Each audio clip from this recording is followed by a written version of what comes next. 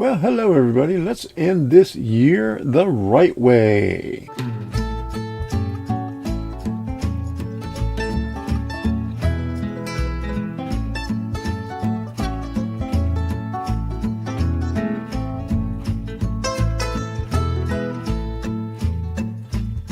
Well, every time I see the sun, a rooster crows for day. And every time I see that gal, she always looks away. Hell, she always looks away. Hold on, baby, just hold on. I'll be coming home, back where I belong. Hold on, baby, baby, just hold on.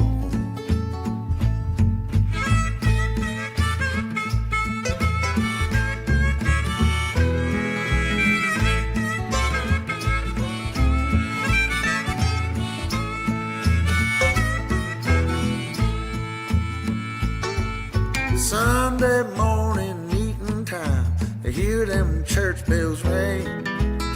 Y'all seen them late last night, go out and shake that thing.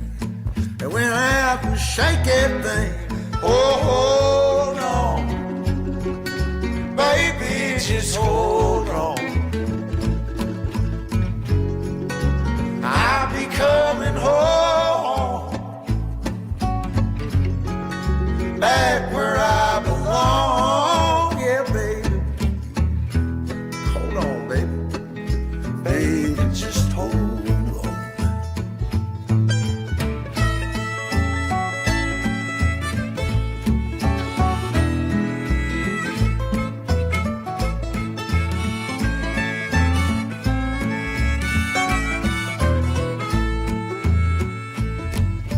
Well, in the shade I waste my days, tonight I go to town. Well, I'm upstairs with them good time gals, always going down. Yeah, they're always going down. Hold on, baby, just hold on. I'll be coming home, yeah, back where I belong. Hold on, baby, won't you hold on? One more time, baby.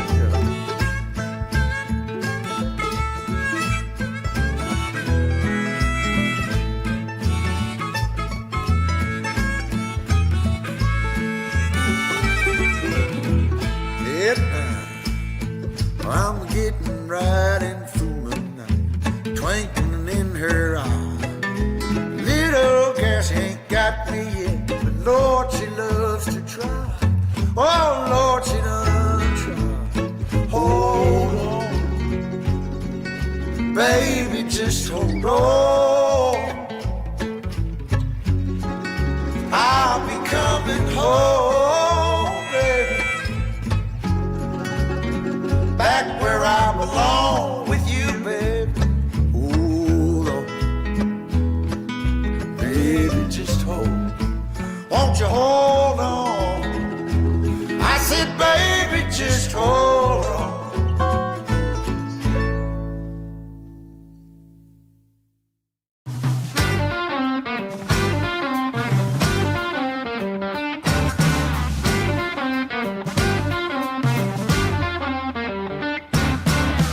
I found an upside to feeling down when I took a good look around.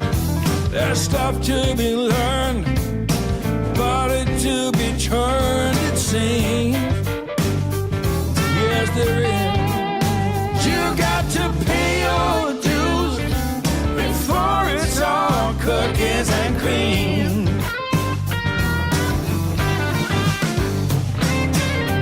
Some people want their dinner cooked and served, and somehow that is what they deserve. Narcissists with a runaway self-esteem. me tell you, you got to pay your dues before it's all cookies and cream.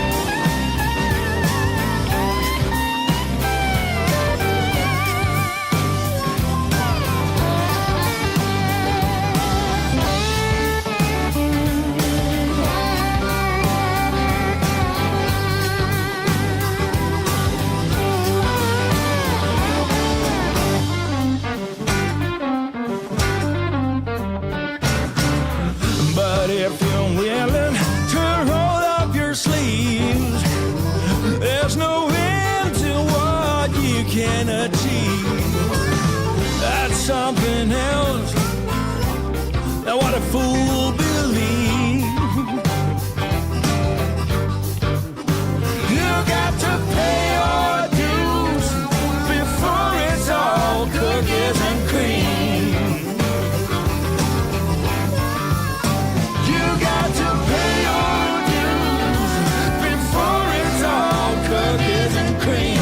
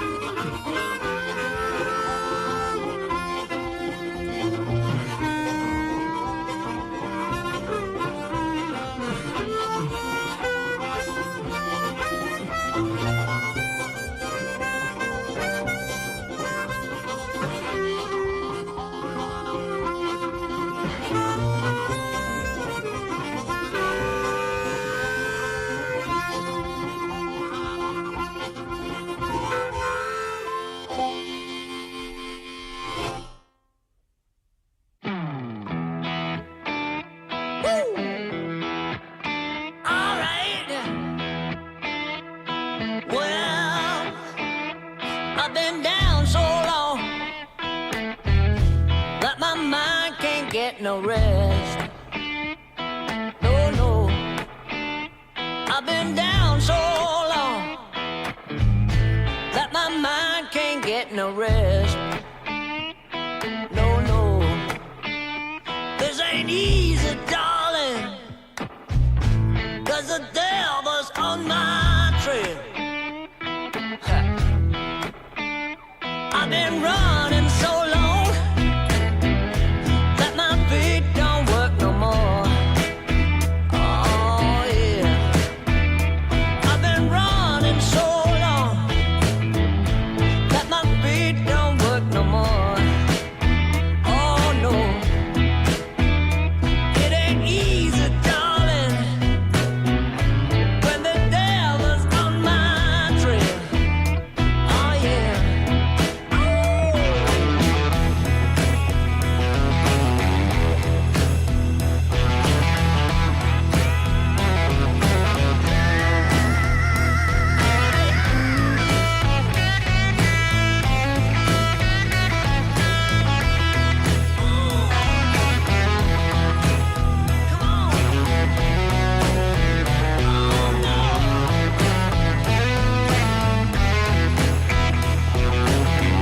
Gonna tell you one more time. I can't run, I can't hide, I can't stay in no more. No, I can't run, I can't hide, I can't stay in no more. Oh no, 'cause when the devil's out to get you, you better pray and run slow. Oh, I'm gonna tell you one more time, baby. When the devil's out to get you, you better pray and run slow. Oh no.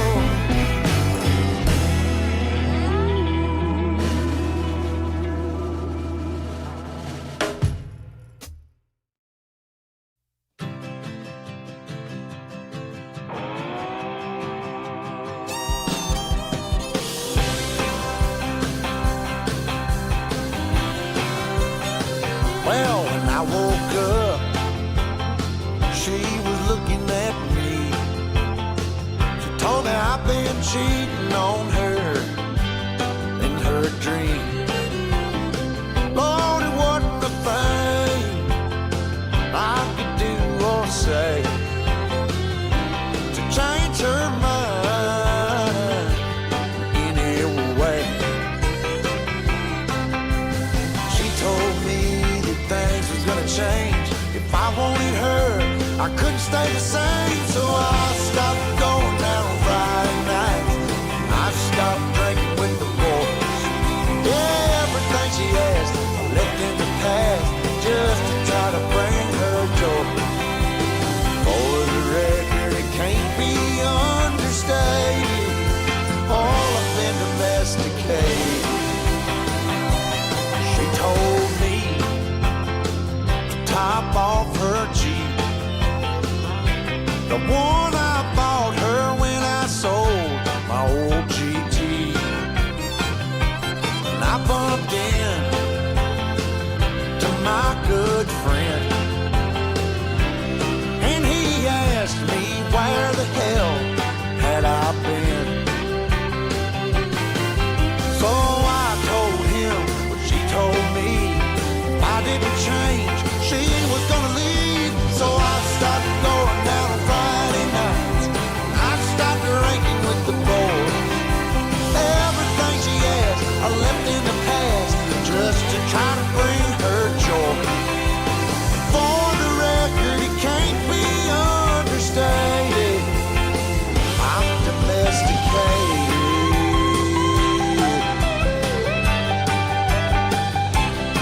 But when I got home, she sat me down, said she wasn't happy and she wanted out. Everything about the man she once loved, long gone, baby, and it's all because I stopped going out on Friday nights. I stopped drinking with the boys. Everything she asked, I left in the past just to try to bring her joy. For the record, it can't be understated.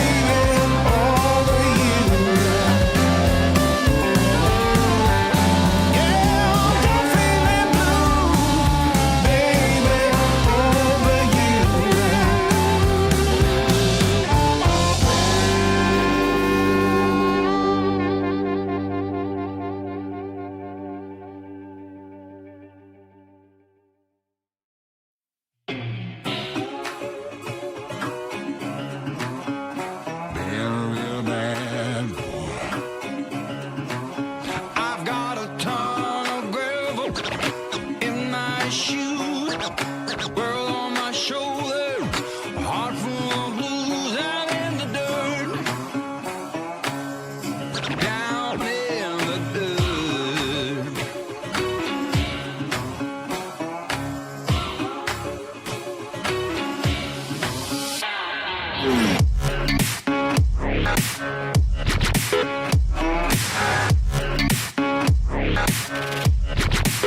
I've been a real bad boy on the town all night. Starting to calm down with the morning light. I'm in the dirt, down in the dirt.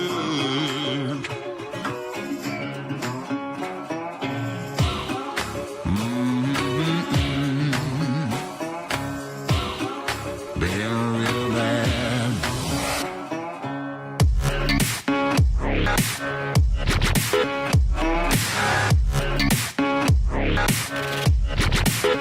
I've been a real bad boy on the town all night. Starting to calm down with the morning light. I'm in the dirt, down in the dirt, down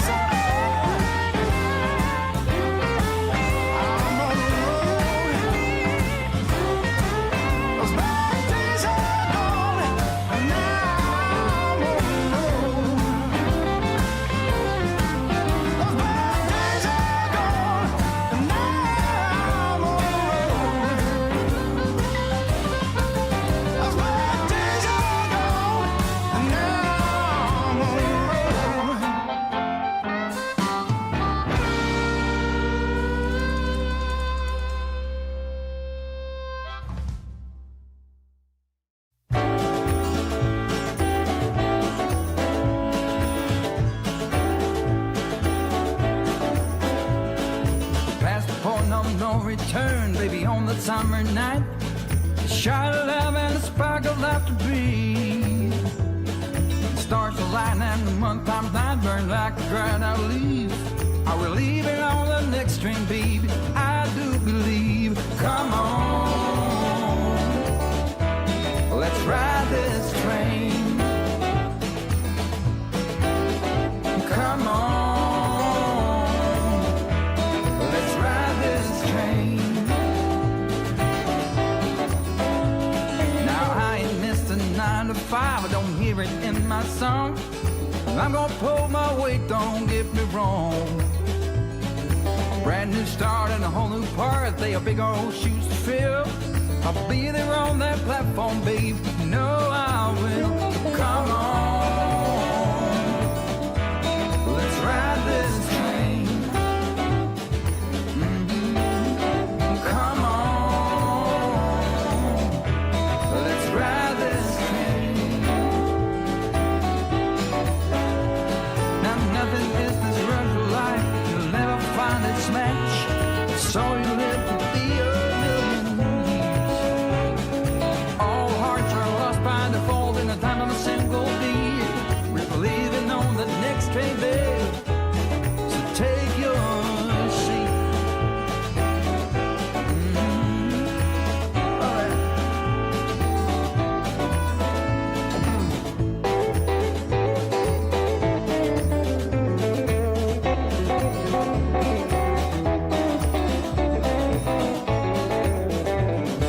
Oh, come on,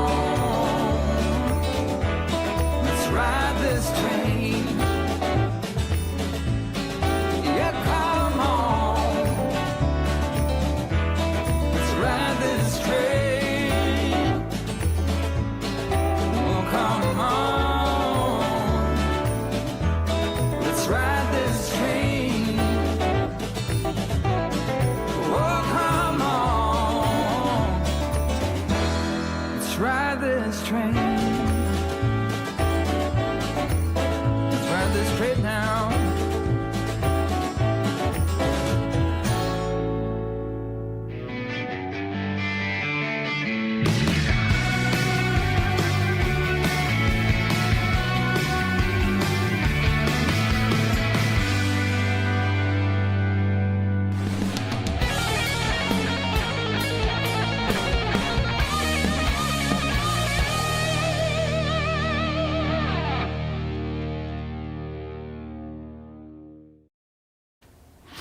Good evening, fine people of the internet. My goodness, today is, let me lower this volume down here a little bit so I don't blast your ears out.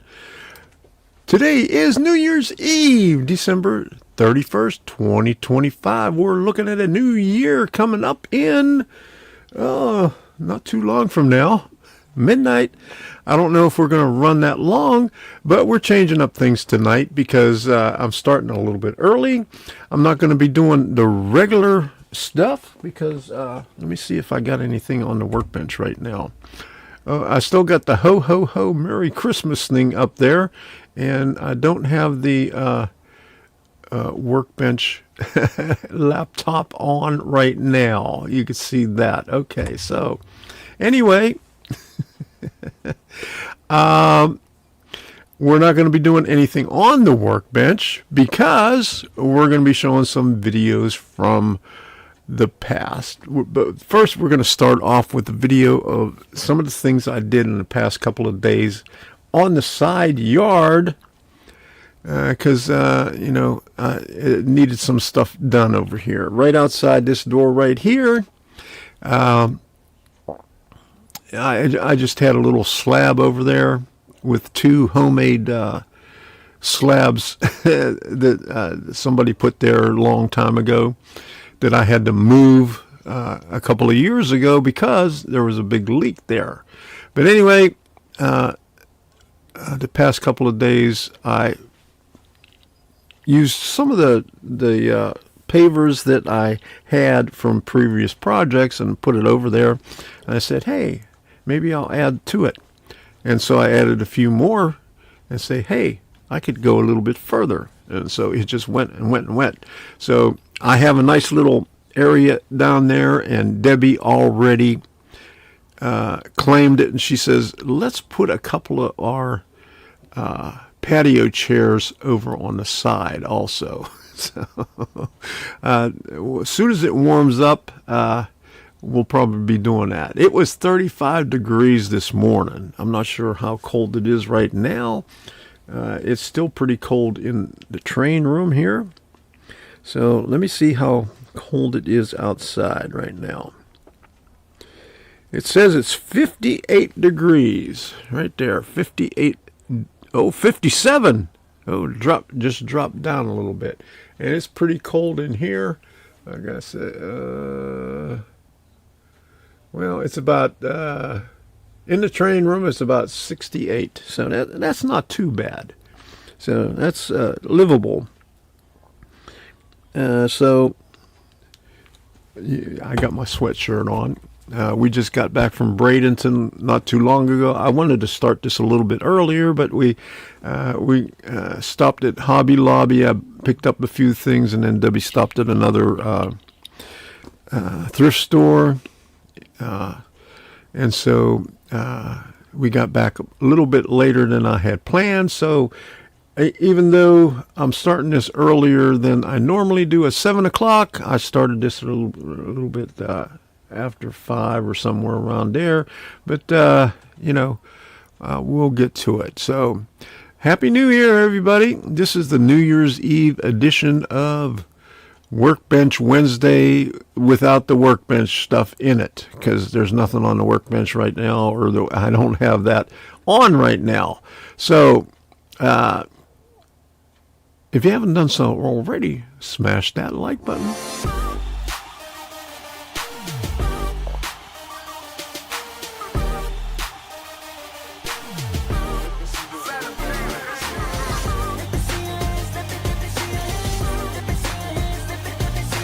But do it gently.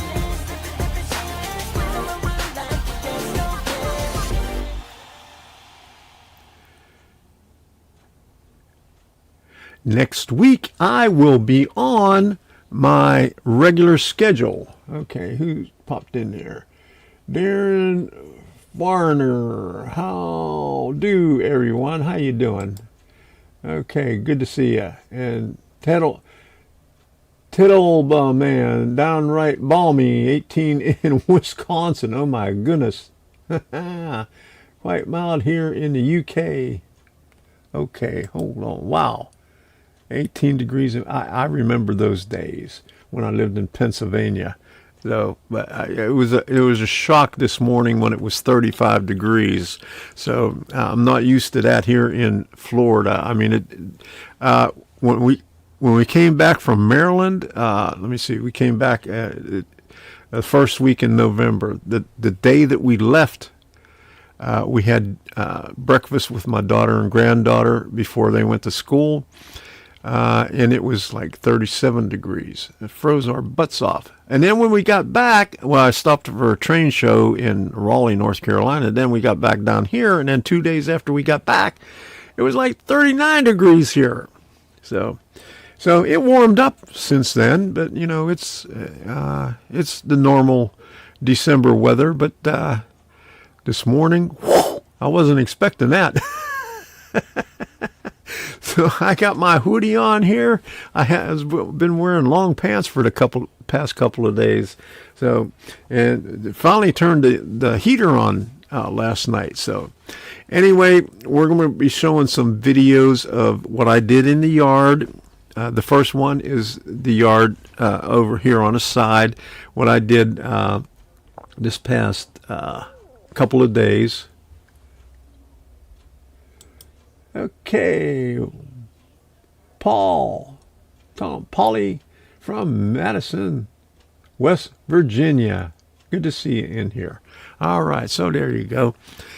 Anyway, I'm going to start off with what I did here for the past 2 days, and then we're going to see a lot of yard work that I did, I think back in 2022 and 2023 in the backyard and all kind of other stuff, birds and some rants and stuff like that, and then we'll take a look at some videos of builds that I did. I think I got the dock house and what else? One of these back here, I think Shaw's Ridge or something like that. A few of the Bar Mills kits from back then. We're going to run it all the way up till almost midnight, and we'll let you go right before midnight so you can watch the ball drop. Or maybe I'll even watch the ball drop from here, or I'll put the ball drop on, watch it from X on here, and then go in the living room and watch it with Debbie. But who knows what we'll do until then. But next week, I'll be on my regular schedule, Monday, Wednesday, and Friday.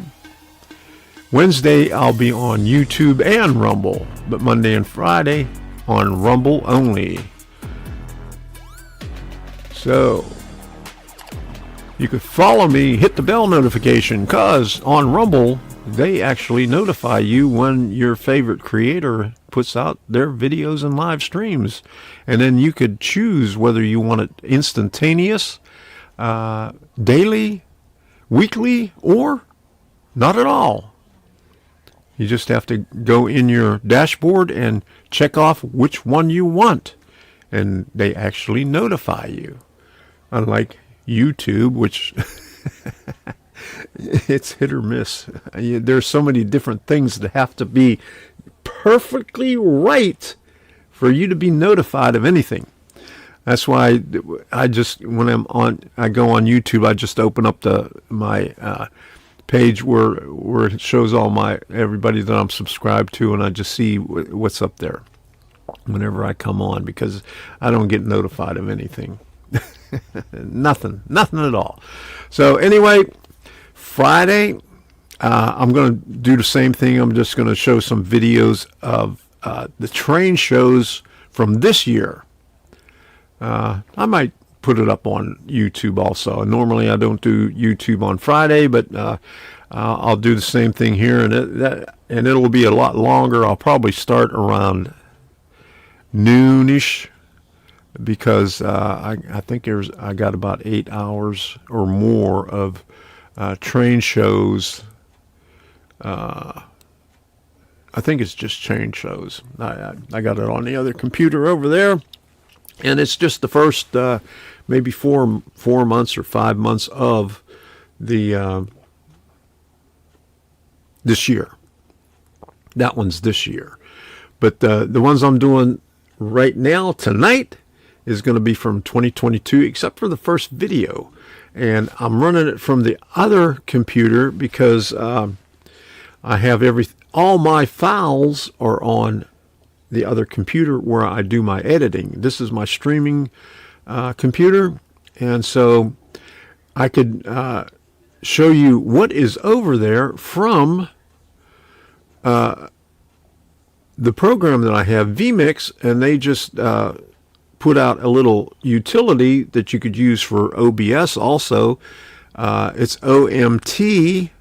Let me see if I got the I don't think I have it up here, but I'll find it anyway before I get to you. Okay. But you could use it in OBS, and what you could do is show stuff from other computers in your live stream or in your video remotely, just as long as you're connected on the internet, not connected in your own home, not in the internet. You can't do it over the internet, but it's called OMT. Let me see if I can pull it up. OMT by vMix. Okay, that's NDI. OMT by vMix. Open Media Transport. Okay, there we go. And that's the help file right there. So let me put this over here like this. Okay, so OMT, NDI, and Open Media Transport. There he goes. Hey, Ken, good to see you in here. This is the New Year's Eve edition And I'm just talking about what I'm doing here with this open media transport. It's if you're using OBS, there is a link that I put up somewhere. Let me see if I can find it. Download vMix Desktop. I went to OMT. Oh, here it is. Open Media Transport. Here it is. I'll put this link up in the chat so everybody could see it. And if you're using OBS, you could use this in OBS also to bring in remote stuff from different computers. So I won't go through all the stuff there, but from that link right there, you can see you got download, view on GitHub, and it has all the explanation right there. But the easiest way to do it right here from the download thing. And where's the OBS thing? Open Media Transport, Open Media Plugin. Here's the plugin for OBS right there. So if you have OBS and you're interested in it, you click on that, and that will take you to the where you could download it and be on your way with it. So that's what we got. So right now I'm going to show you how it works, because this is what I have running on the other computer right now. Let me see. I'll keep this microphone on so you could watch that thing there. Let me turn the volume. I could turn the volume down of it right now, but this is a video that I'm running because this is from the other computer, and this is my way of running over there and turning on the video without you knowing about it. But now you know about it. Okay, so there you go.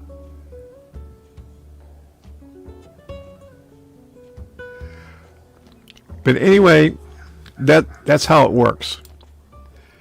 So let me get this thing started. I'll put this thing back up, and then I'll run over there and we'll show you the videos. And I'll be in the chat from time to time and talking to you. Right now, I'm going to eat dinner, and then I'll be back over here.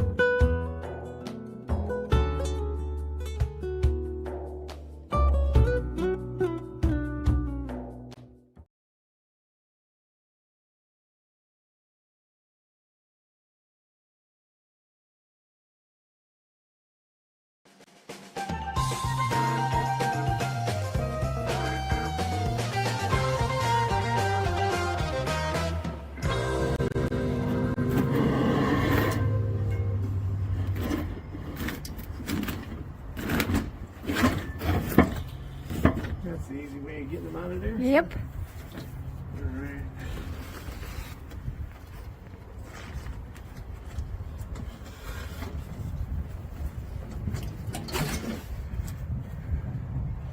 I've been wanting to do this for so long. Long.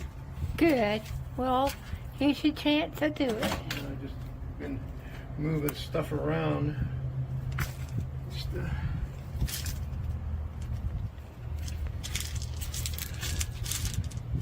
Get this nice and even.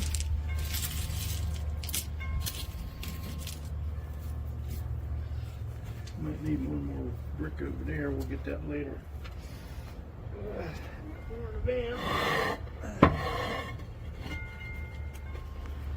Brand new.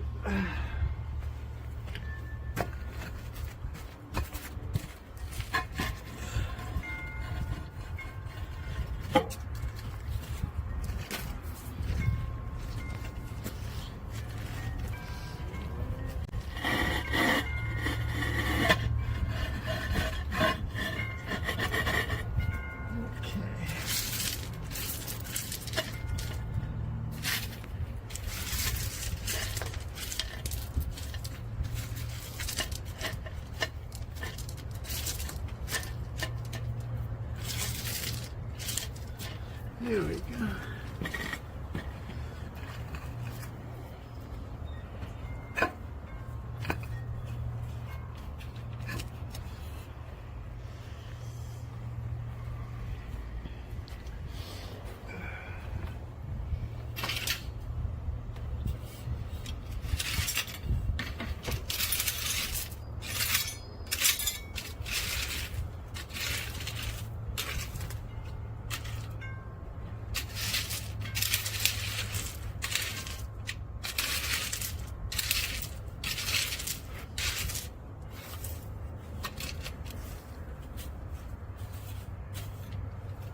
Good way to get rid of that stuff.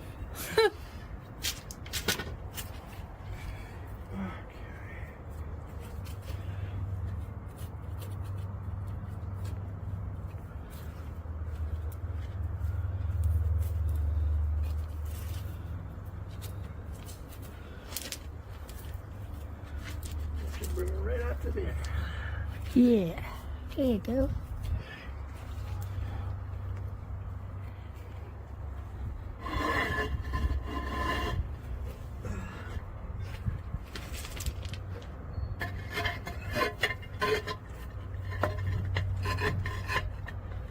Perfect. Oh, wow. Yeah.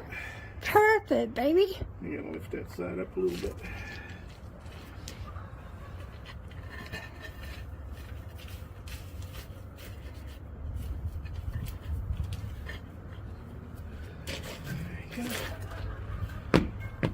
I can't believe, man, it's perfect with the other little brick. Yep. Oh, wow. And then, like I said, I moved those bricks on the inside. Put those 12-inch pavers on the outside. And then that way I could put all those other bricks as a border.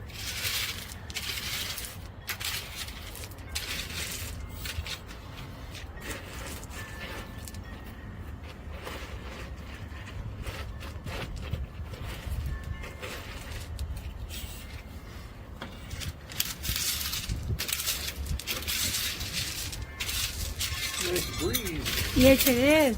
Thank the Lord, it's so cool. It's not hot over here. Yeah.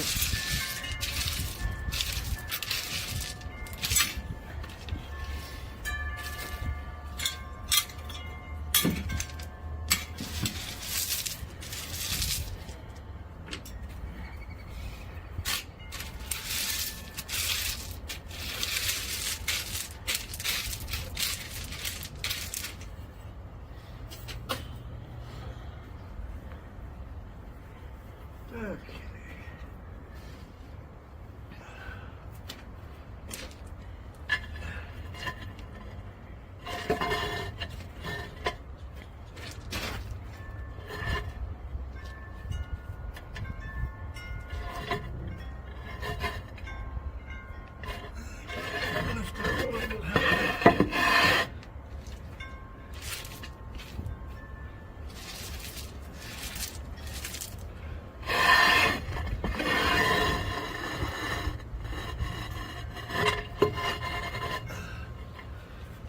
Now the front.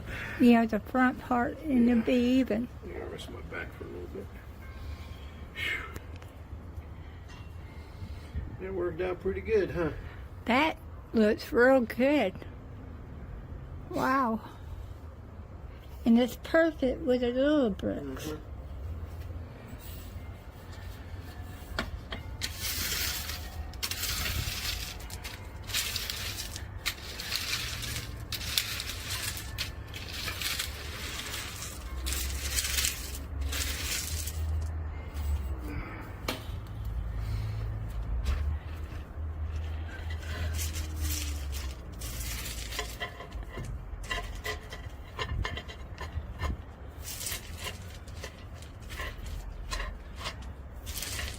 All right. How's that? Yeah. Okie dokie. There we go.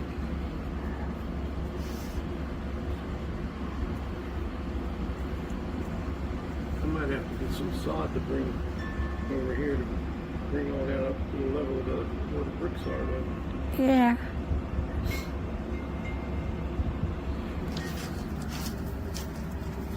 This one this way.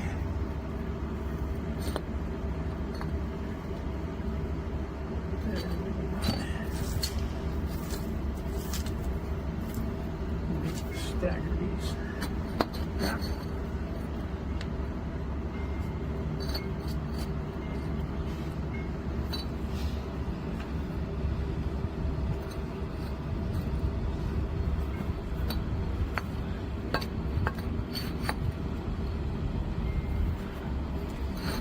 Here you go.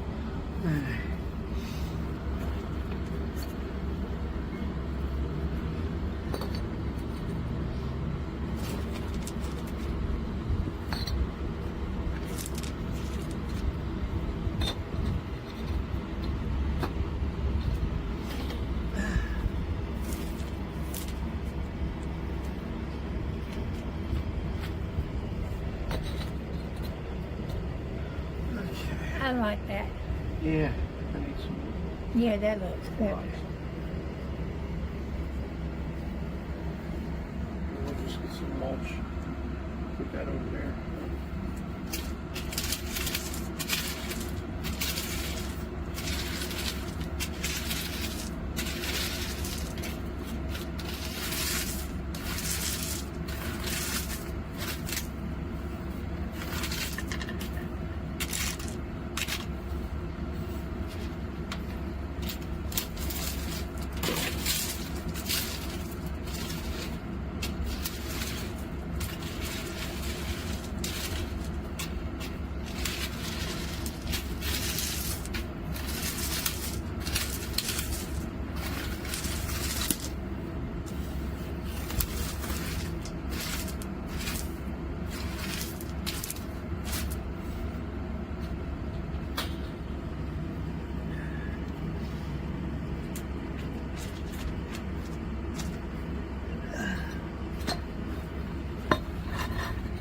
Perfect.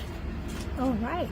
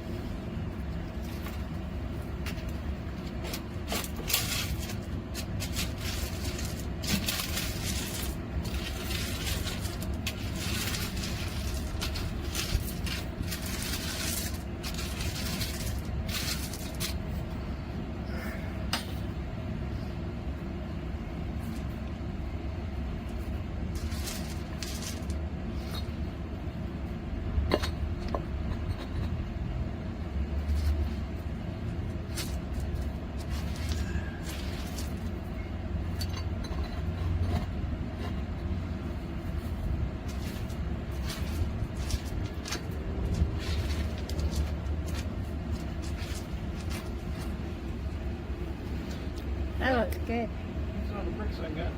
That's all? Bricks. Yep. I got 12 bricks. So, maybe I'll put it. Yeah, 12.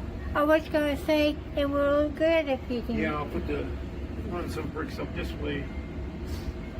Yeah. That'll leave this gap right here.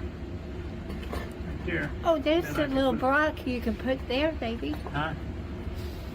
Try that little block For what? for that little part right there. Okay. That's the one I broke off from the other side. No, the other side. Right here? Yeah. Right here.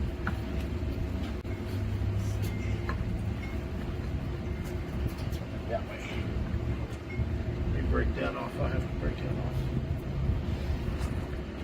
Have to get my hammer this side. 33, 34, 35. So 35 would be 1, 2, 3. Okay, 4 of them would be 44, 46 inches. Right there. Be a little bit short. So maybe I'll stick another brick that way and that way. So 1, 2, 3. And 4. And 8.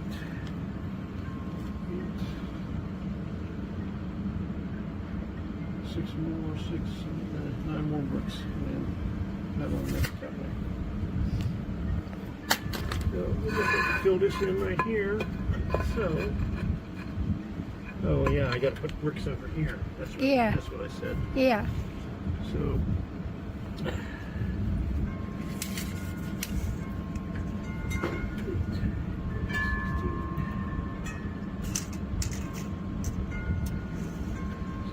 Two bricks right there. Why don't you have one more I'll have big to break brick? one. I'll have to break one. How Or about maybe I could put a brick sideways this way. Huh? how about putting another big brick over there? No, because once I get the brick out here, it'll be even with this right here. So I could just run those up there. Nope. So I'll just have to get a bunch more bricks. Got it? No, not really. Okay. I'm going to put bricks over here, going this way. Yeah. And then from there, put these right here, Oh. going back, Oh, okay. like so. Uh-huh. Okay. And then line it with bricks on the outside. Oh, that'd be good. Yeah. That'd be nice. Maybe. What are you going to put over here? I don't know. Nothing. I can put the wheelbarrow and the other stuff there. Yeah. But this- Make it this- look nice. Make it so it's nice and level. Yeah.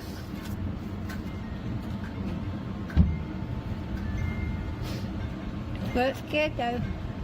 All right, that looks a lot better than it was before. It was all dirt over here.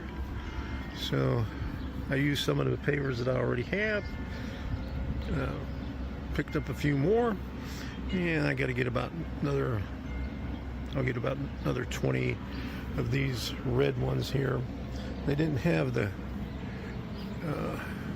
other ones, the tan ones like I got before, or the tan or the beige ones that I got before, and I had to steal some from over here. So I have to fill that back in because I had the bricks coming all the way down here like this, and then I had to bring it out over here for the post, and then I stole some over here. So there's a garage door. There's where I do my live streams right there. So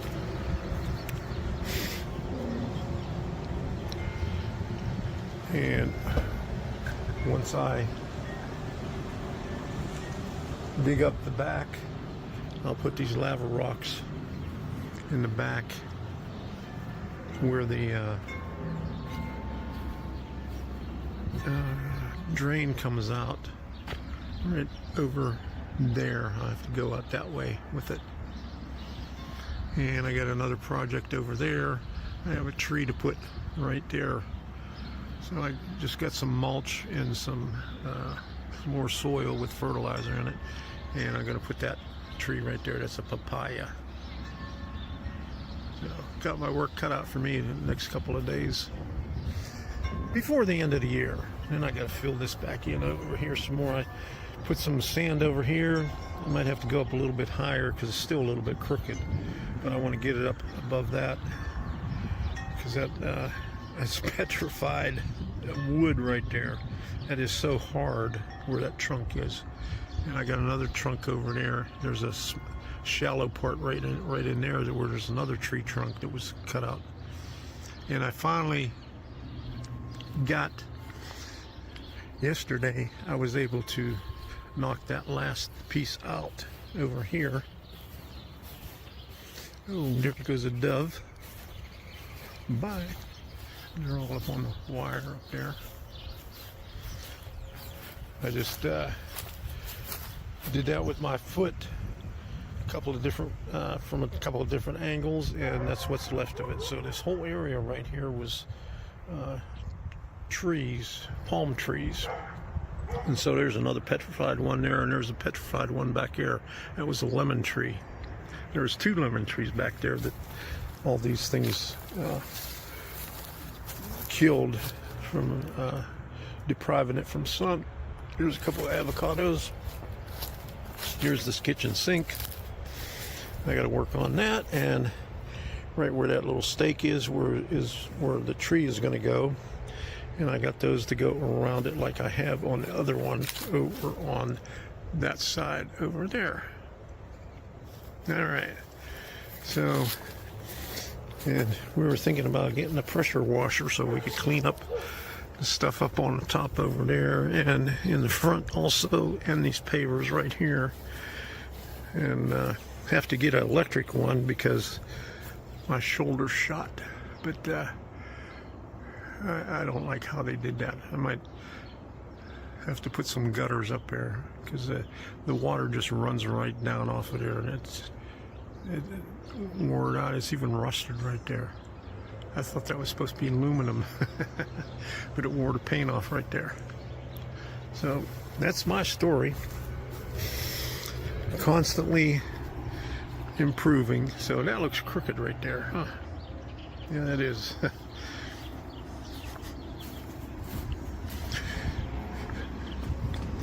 So I gotta see how I could fix that. So I'll have to get some sod because, you know, that's up pretty high right there. I'll just fill in this area right here with sod. Just cover that up right there. And then taper it off on both ends. Maybe I'll put some sod over there too to raise that up also.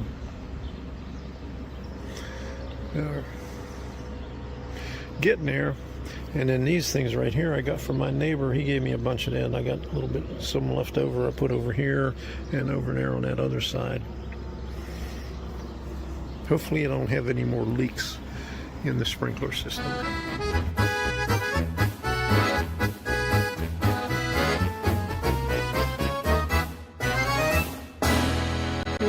This morning, so we waited until this afternoon to go out. Got a little bit more groceries, and then I went out and got 2 more of the 19-inch pavers that I'm going to put right here. I'll put those in there. I got 20 more of the red bricks and 3 bags of sand. And I smoothed out all these rocks, and there's a slab right here behind. I don't know how far this comes out, but there's a slab right here coming out this far.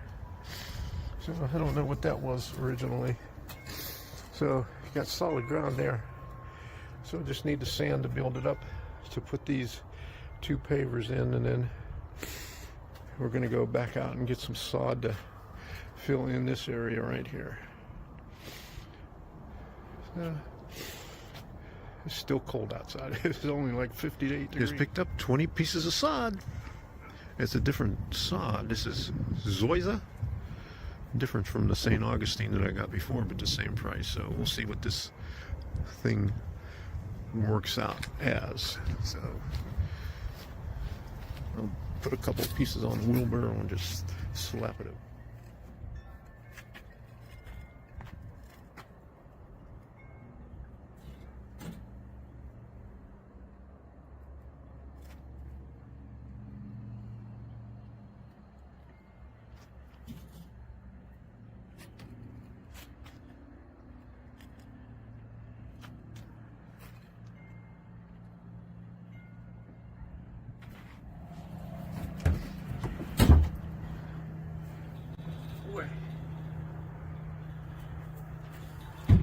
Yeah, it's gonna be plenty.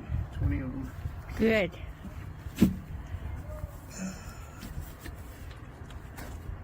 Wow, it's better already. Yeah.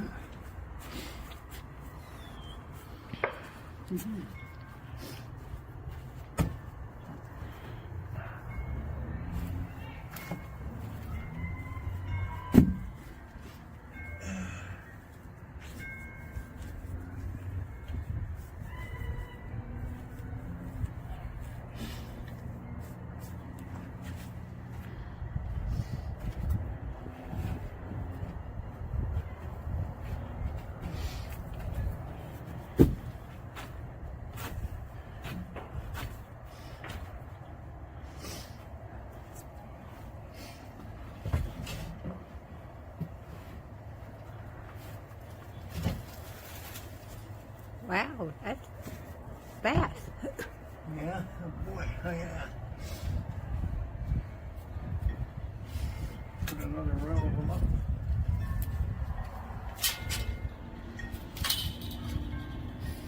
So that was 5 right there, huh? Yeah. You might have enough to go that way. Let's see. Well, I'm gonna put 2 rows of them. Mm-hmm. Well, we'll bring it up to the air conditioner or something. I might put some down that way too. Let's see.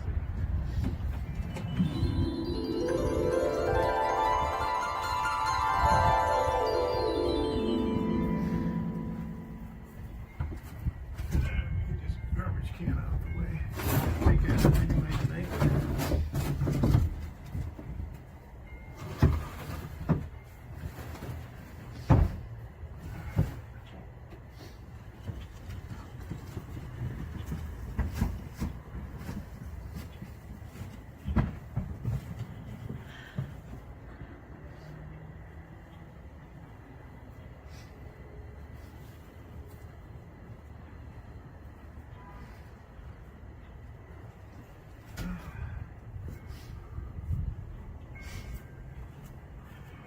Stagger these a little bit.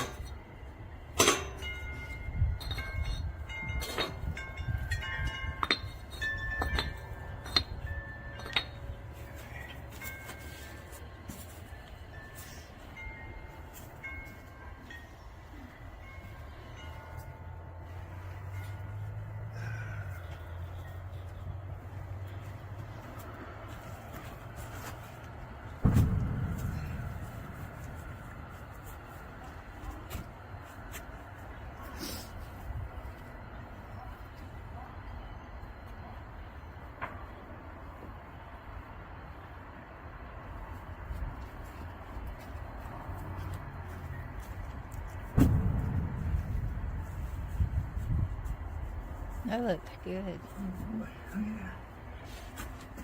That's really good. Huh? Looks nice. Yeah.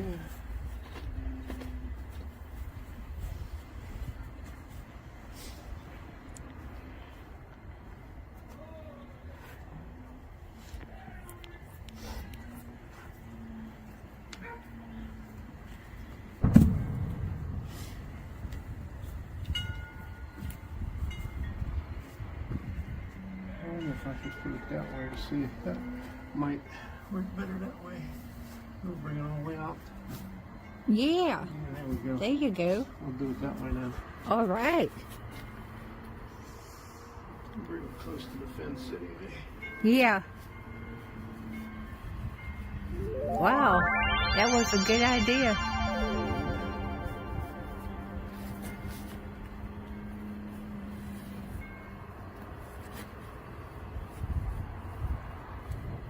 Good idea.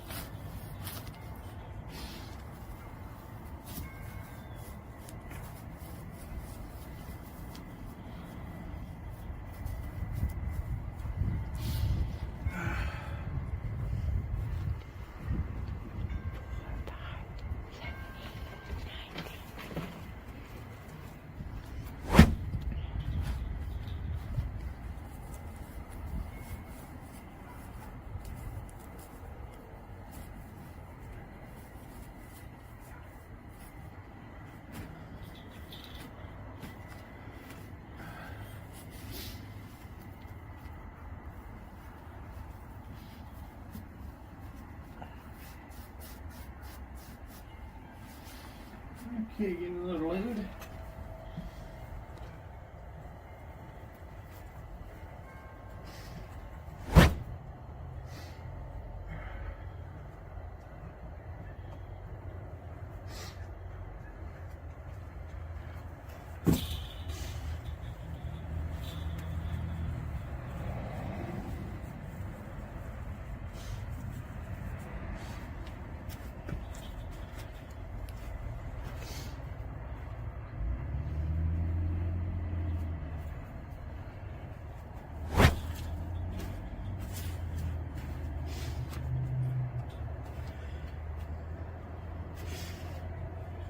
How'd that work out? That looks good. I'll put this one this way.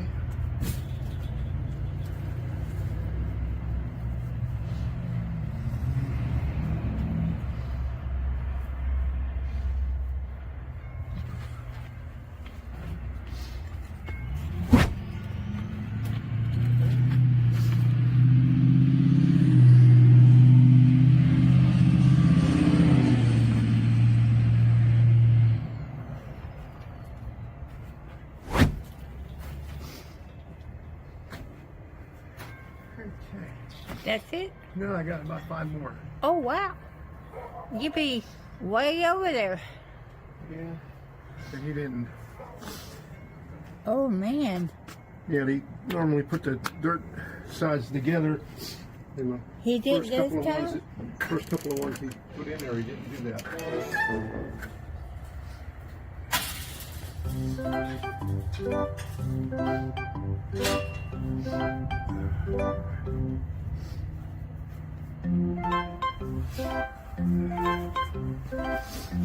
I'm getting your dirty pants. Yeah, you're getting my dirty pants. Yeah. Get 2 more over here and then I'll put some more on the other side.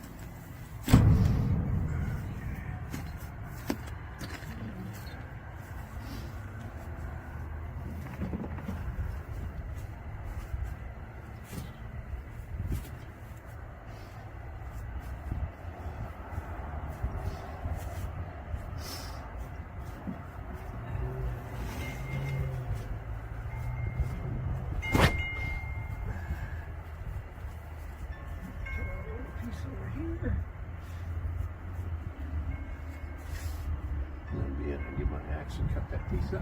Yeah.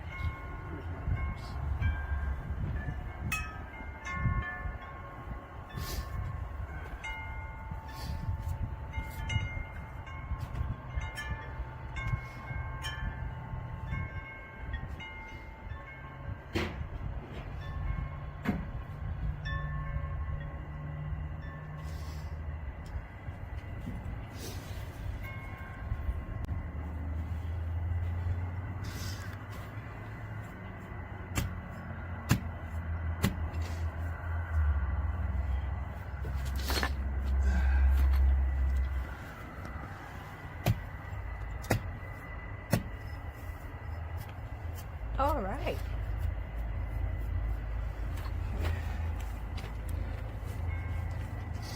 There you go. All right. Put the brick right there.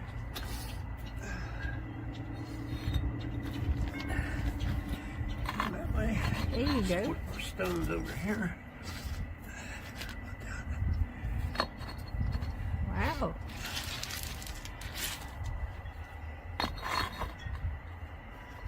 That looks good. All right. Have to build this up a little bit over here. Okay, just used up all the bricks and some of the pavers that I got from my neighbor. I put them underneath. Used them as support underneath the bricks. It worked out perfect. So there you go. So I just got to get something to fill in this area right here. Just get some, well, when I dig up the back, I'll have some sand to put over here to fill in that in. Then I'll have to get some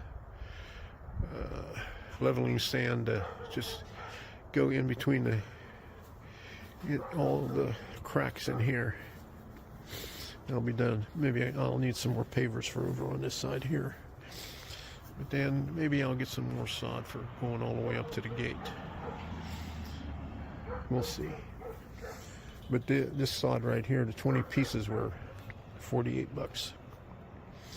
Right there. So not bad for an old fart in 2 days. All right. Well, in a couple hours every day. Okay, let's put it that way.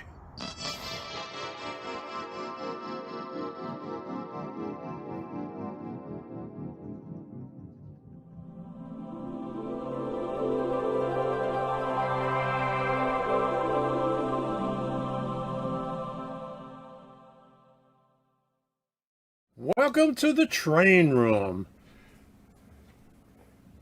This is it back here. Haven't done anything in here in the past couple of months because it's been so nice outside, nice and cool. I wanted to take advantage of the nice weather before it got hot in the summertime. So we finished up the front yard and I'm working in the back right now. So we'll take a look at that after I show you a few stills of the train room. Okay, nothing is running there, but this is what it looks like. Here I am right here. Okay, and then here's an overall view of the train room right there. Me right over here. Okay, so you can see it's at a standstill. The last thing I did was raise this up, made it wider, put that in the back, and made this wider on this side over here too, and raised it up a little bit higher. So let's see what I've done in the backyard this past week. Now, what in the world is that? We went to a yard sale a couple of weeks ago and picked these up for I think $4 a piece. So not too bad. Okay, so here's the deal.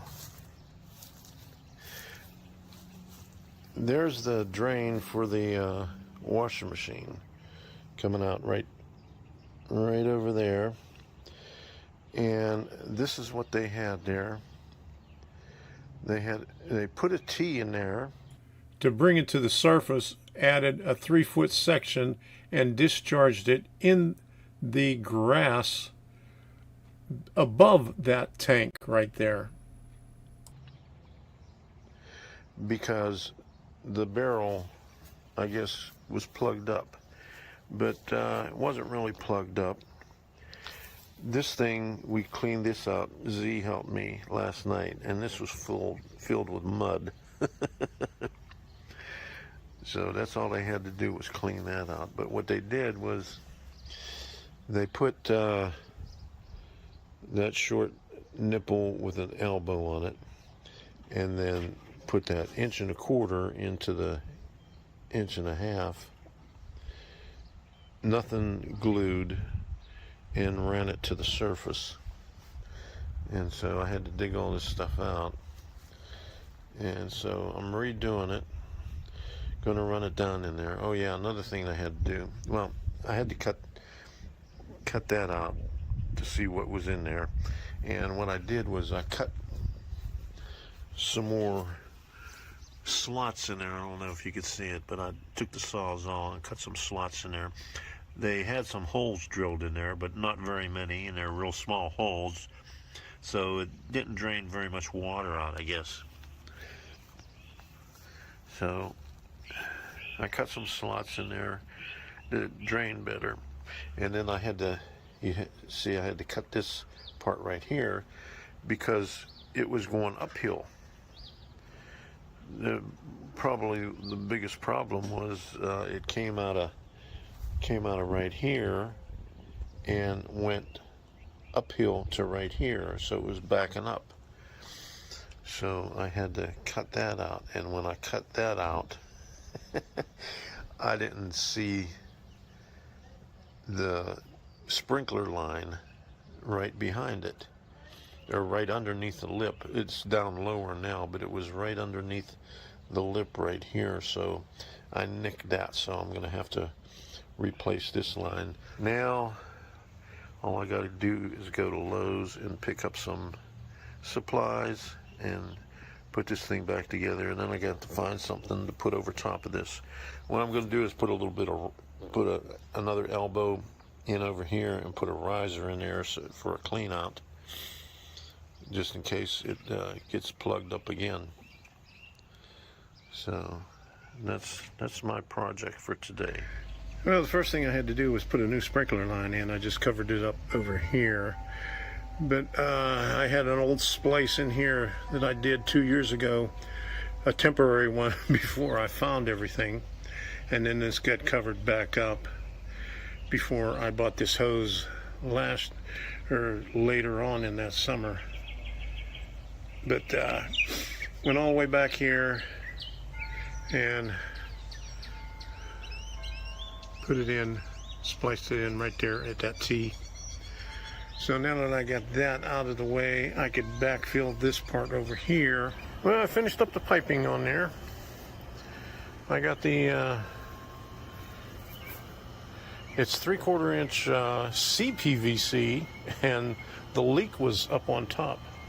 I replaced everything down on the bottom down there, and come to find out, the leak is right up here. So I replaced the fittings at the top, and then the Y adapter sprung a leak with a pinhole. I replaced that with a straight valve and then capped off the hot water line.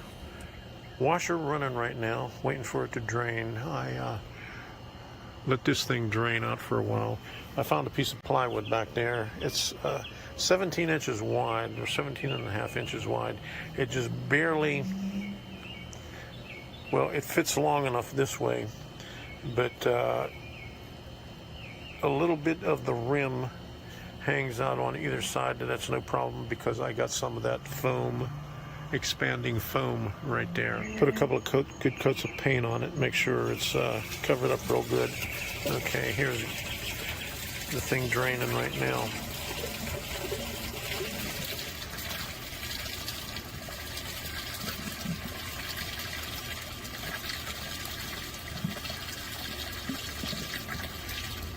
Right up to the pipe, almost about 1 inch lower than the pipe. So let's see how long it takes to drain.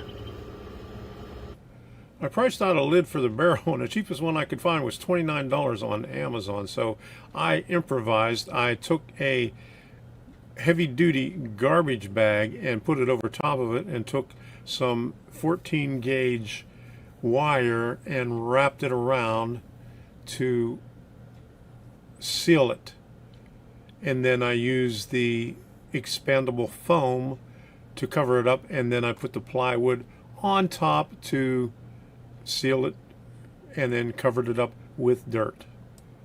Here's what the area looks like during a heavy rain, so I have to do a little change of plans here with the pavers. I got the washer drain all covered up, and what I got to do now is get all the stones out of the way. I got to move all these pavers out of here, and I'm going to put bricks along the back over here and extend the pavers out, so when it rains, it runs off the pavers and into the grass. And you can see right here, I don't have any gutters right here, and they didn't leave enough room, didn't leave any overhang from the roof to put gutters in. I might be able to put gutters over here, but not up here. So I have to extend all the pavers out far enough to get it away from this area here. I made this little gizmo right here so I could separate the rocks from the sand. Well, here it is Friday night. I pulled up all the pavers that were in there, and I got all the rocks out of the way, and I just have to dig out, probably about another 2 foot out, and add some more, get some more pavers at Home Depot, and I'll be ready to finish this thing up on Saturday. Once I finish up this project, I'll have just one more thing to do in the back, cleaning up all the stuff way in the back of the yard by the fence where we tore out those 19 trees 2 years ago. A lot of the trunks are rotting on the outside, so I knocked them all out. I got a couple of other dead trees back there I got to cut out. I got to weed all that stuff back there, and then it's back in the train room working on trains. So until the next time, we'll see ya.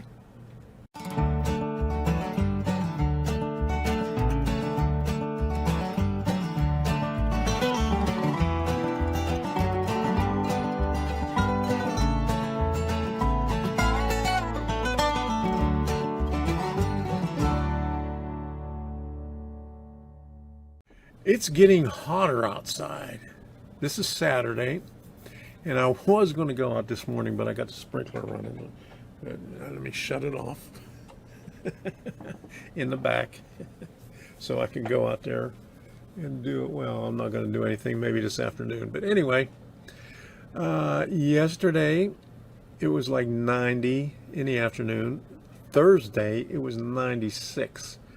So I think today is supposed to get up to 90 again today. So the time outside is going to be very, very little. I'm going to do a little bit in the morning, a little bit in the evening, and I'm going to show you what I have left to do. It's not very much. And hopefully I don't have any more sprinkler leaks.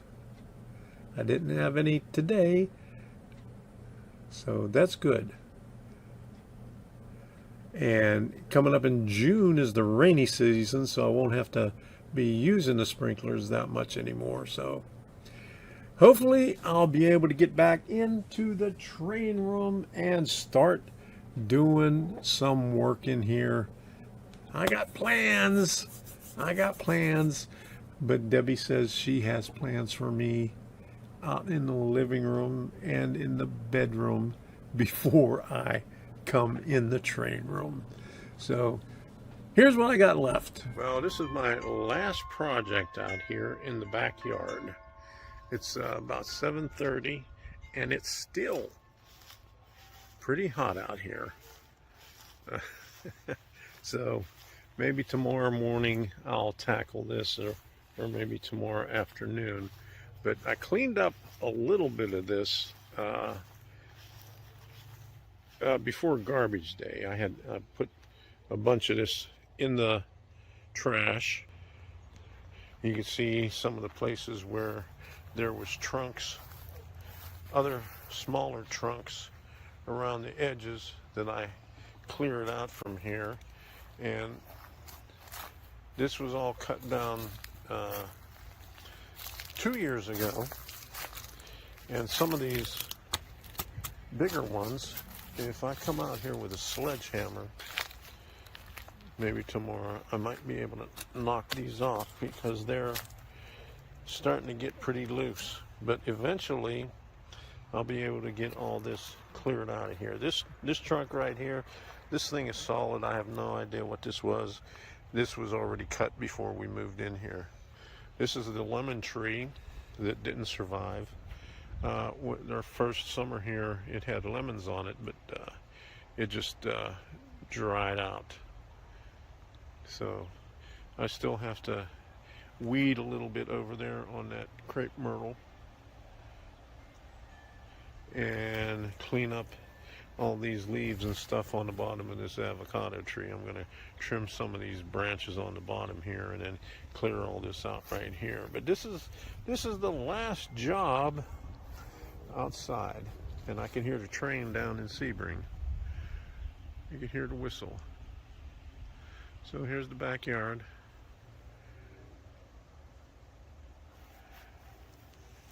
And grass will not grow right here. I mean, the seeds from the bird feeder will grow, but no grass. Go figure.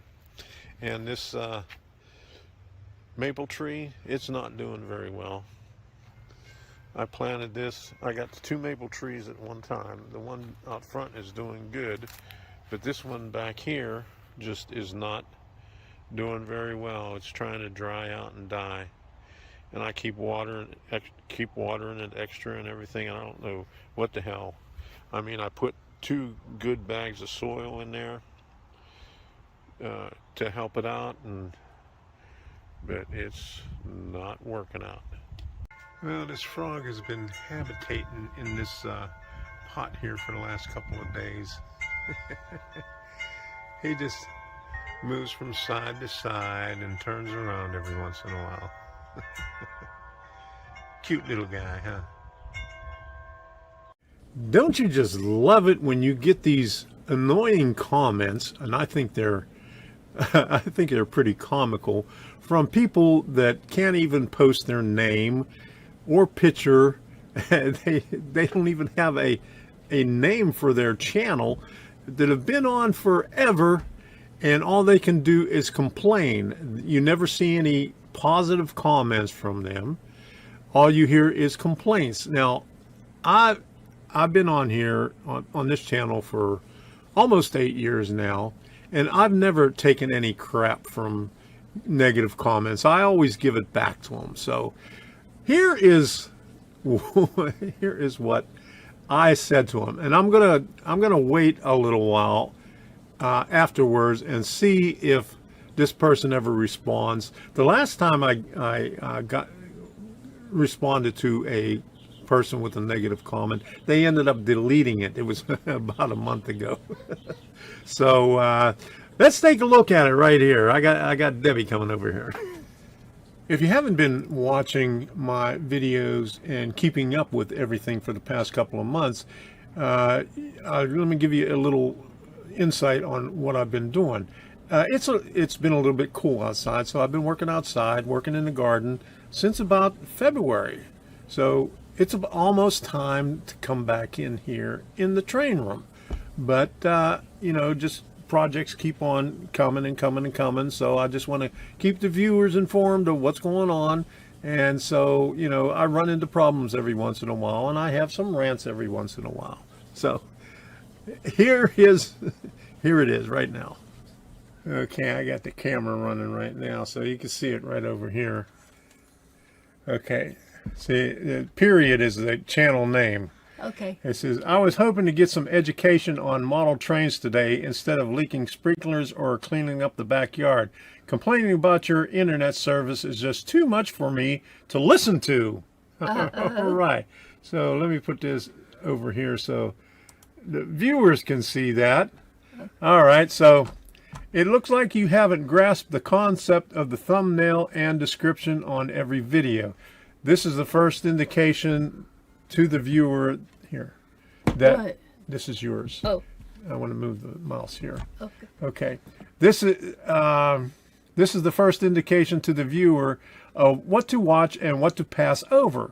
You would think that a user who's been on YouTube for 10 years would have found out about this little feature by now. But I can see by your anonymous profile, even with a lack of name, that you are here to just complain about things you dislike. Or maybe you have another channel known by others that needs to hide behind an anonymity to post negative content about what you don't want to watch. Okay, I post on this channel what is interesting to me at the time. I do not spend my entire life in the train room. I have other interests outside of that. You have a free will to pick and choose the videos you watch, but I see you would rather click multiple videos you hate and leave a negative comment rather than leaving a positive comment on videos that enrich you or, as you say, educate you. Here's a little education for you. Pass over any video that you do not like and move on to the next selection where you think you might like it based on those pesky thumbnails and description that was specifically put there by every YouTube creator for the viewer, you, to make a rational decision to either watch or not watch. So sad that all you can do is complain to others while not engaging in a positive manner to anyone in the model railroading community. Oh man, you got him told. Okay. All right. Man, Okay, that was like really good. all right, baby. Thank you for reading that with me. That was really I like to get back at those people. well. You're telling the truth. Yeah. If they don't want to watch. If you don't want to watch it, don't watch it. That's what the thumbnail's there for. I think he's got another, It probably does. what do you call it? Channel. And on this channel, like you said, wouldn't hide behind Uh-huh. it, so it could. Yeah. So you got him told in a good way. I'm proud of him. So there you go. Don't forget to check out more videos on this channel, and don't forget to look at those thumbnails and descriptions to see if you like it before you click on it. So until next time, we'll see ya. Just when I thought I was finished with everything outside, I was dreaming about what I could do in here in the train room. I go out in the back and I see water gushing out of the ground. So here's one more project that I gotta do before I come inside. So here we go. Person that lived here, not the last lady, but the one before that, was obsessed with rocks. I sifted out all those rocks just from this area right here, and I found an old sidewalk. So this must have been years ago before they put the porch in here. A sidewalk coming out from the back door. And so I'm going to fill in this hole right here. I was going to dig up to see how far the sidewalk went, but I don't care. I'm just going to cover it back over. Here it is, Sunday, May the 7th, and I thought I was finished with all this stuff out here. You know, finished up this little short patio right here, but had the sprinklers on this morning, and wasn't really paying attention to it because me and Debbie were sitting outside, and then she came in to start breakfast, and then I finally came in and I was getting ready to shut the sprinklers off, so I just came out and checked on it and found water gushing out from the side.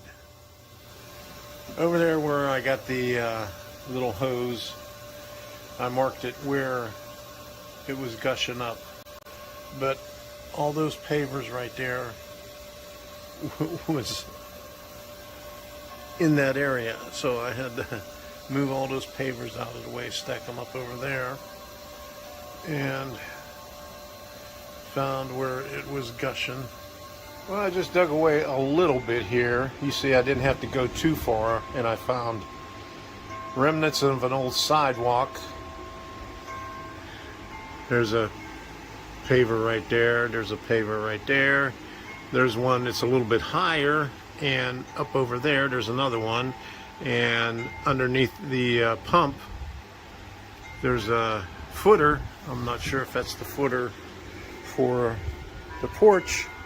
It seems to be out a little bit far, but he had a couple of pieces of cinder block over top of the sidewalk. So this one piece is up higher than the others, but as you can see right here, here's where my line is, right here underneath the sidewalk for the sprinkler line. I got one going that way towards the front and one this way towards the back. And so they put the sidewalk over top of the sprinkler line.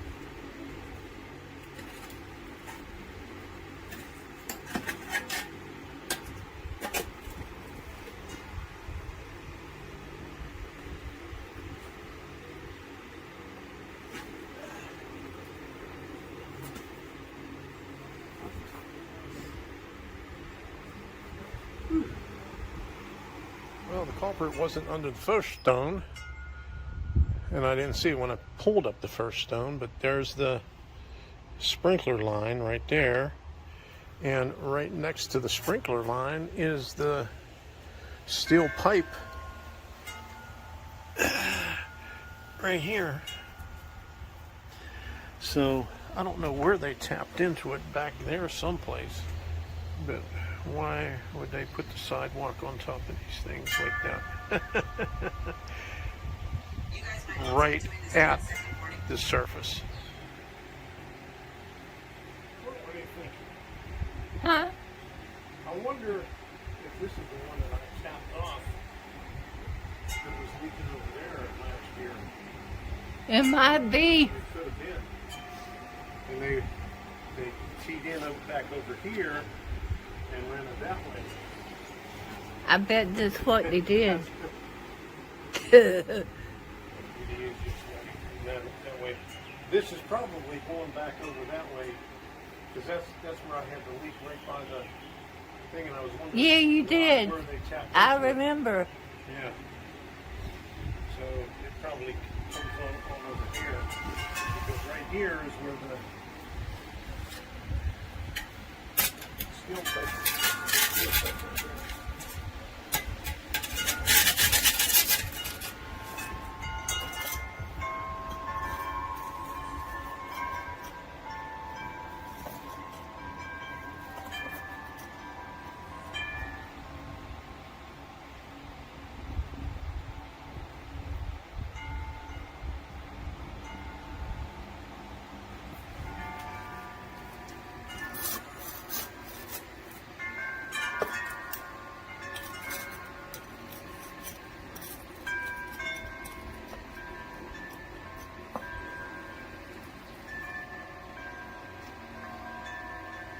Well, here it is Monday morning, and Debbie's inside making breakfast, and I'm out here digging. So let me show you what I've been digging. Okay, and I found where it comes off of the steel pipe. They had a T over there and an elbow, and then there's a valve. So buried underneath the ground.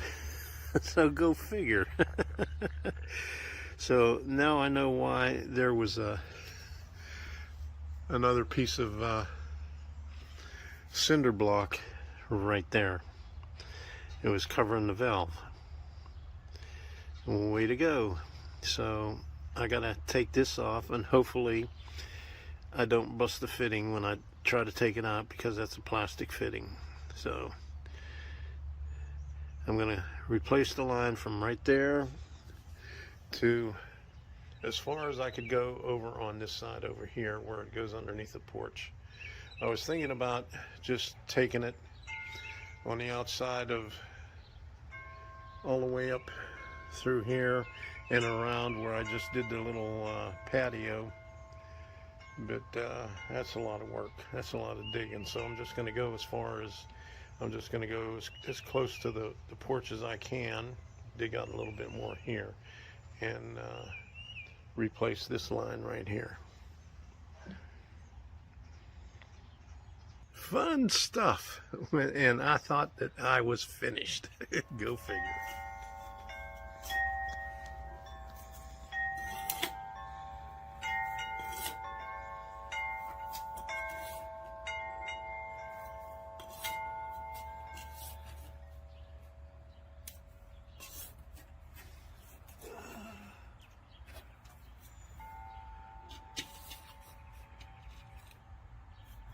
Finally got the new line in from the valve all the way over to right there. It's as close as I'm going to get to the porch. It just kept on getting deeper and deeper, so I wasn't going to go any further than that.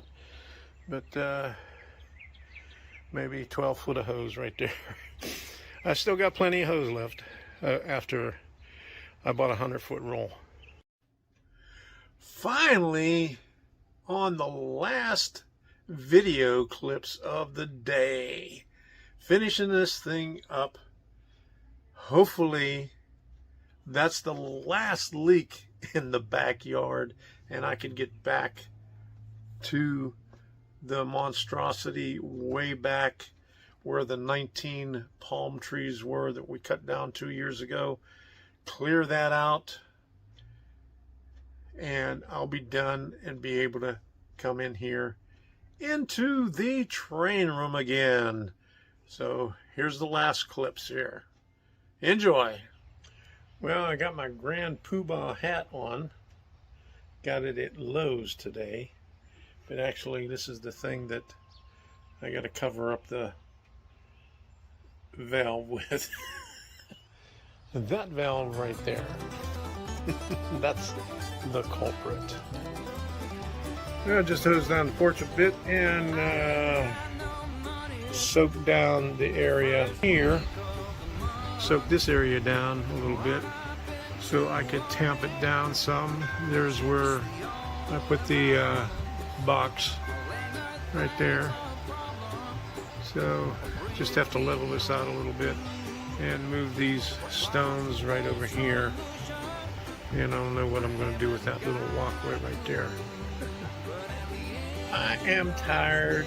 It's about time to go in and get some things ready for the live stream tonight and take a nap on the couch and relax because I'm exhausted. And I finally put this fan out here. It works better out here than it does out in the garage. It helps to cool things off in the daytime. So back here, that's my next project if I don't run into any more leaks. What I cannot see says that I can wander, falls what those should be. But at the end of the day, it's all that matters. Oh, I pray just to feel good at the end of the day.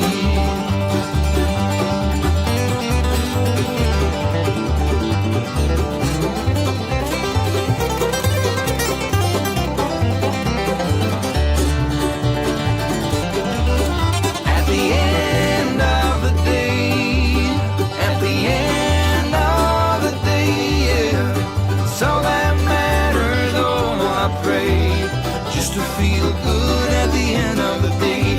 At the end of the day, you gotta feel good at the end of the day. It's all that matters. Oh, I pray just to feel good at the end of the day.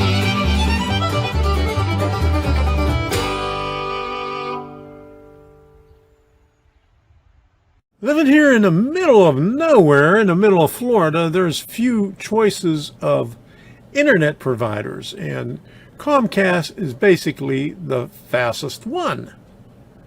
Really the only one that has suitable internet for what I'm doing.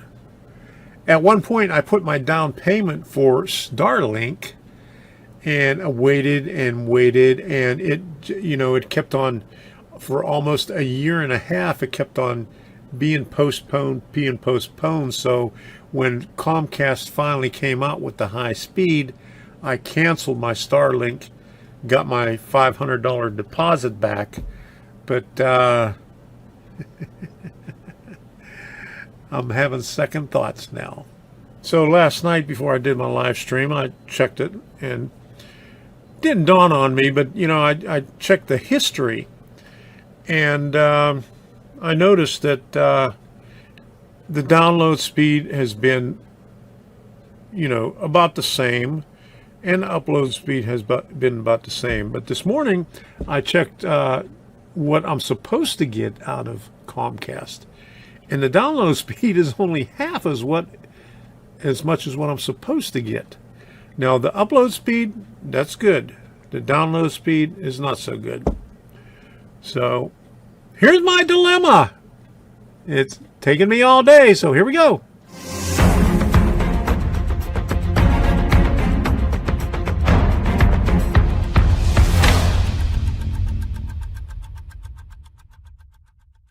I've been trying to get a problem resolved with Comcast all day.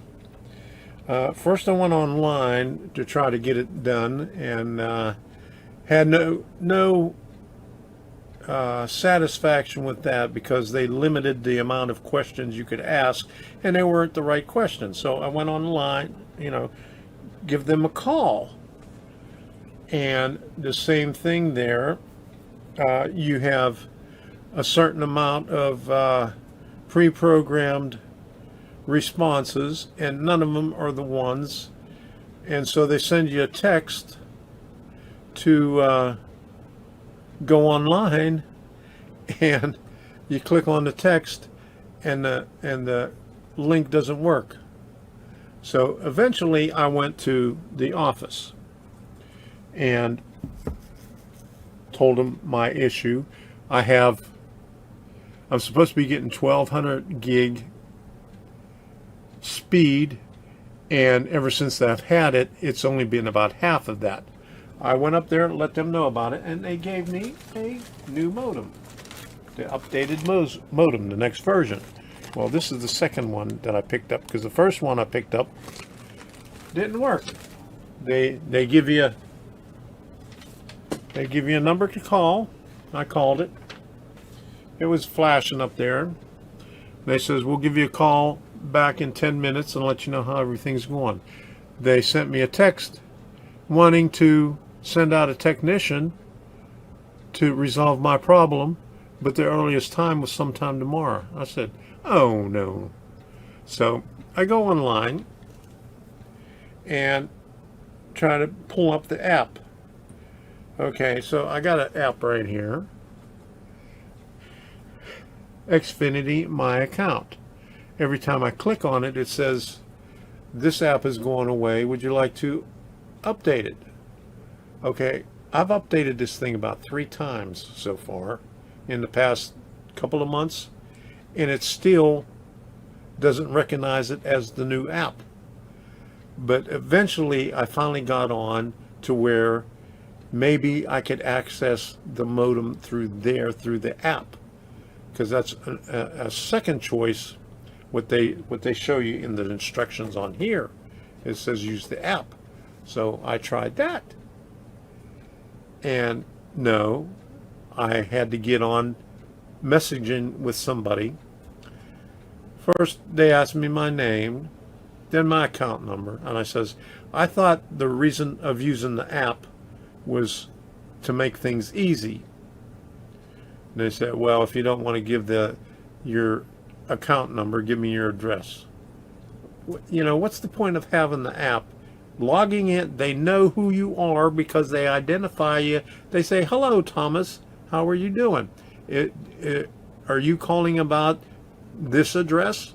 Okay, and you say yes. Okay, so they already know the information while you're going on the app. But then when they get somebody on the phone to do a text chat, They still ask you the same questions. What's your account number? What's your address? Okay. She says, I'll be right back. Well, a couple of minutes later, I got disconnected from it. So I said, to hell with it. I'm going back up to Xfinity. It's only, less than 2 miles away. And so I got a new one.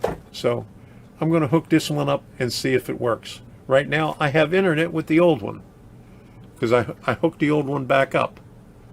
Because I didn't have internet with the new one. So I'm going to disconnect the old one and put the second new one on to see if it works. So let's see what happens. Oh, and by the way, just so you know, see that I do have internet right now. There it is right there. Okay, here's my live stream from last night. Okay, there it is. You probably can't hear it because I have to do something to get the audio working on this, but there it is, just to show you that it works. Okay, got the new modem hooked up, and this is what it comes up on here. That's what it showed up first. Well, actually, 2, and then it shows up the third one. It's still flashing up there, okay? But it says to call this number. So let me call the number and see what it says. Welcome to the Xfinity Self-Install Activation Line. This call may be monitored or recorded. For more information about our privacy practices, visit us at xfinity.com/privacy. When I called this number for the first router, it said there seems to be a problem right now. We'll call you back in 10 minutes when this goes through the process of starting up. And that's when I got a text message asking me if I wanted to schedule somebody to come out to check my problem. And the first available one is tomorrow. Thanks for calling, Thomas. I have the numbers of your street address as... Is this the account you're calling about? Yes, it is. Okay, give me a few seconds to review your account.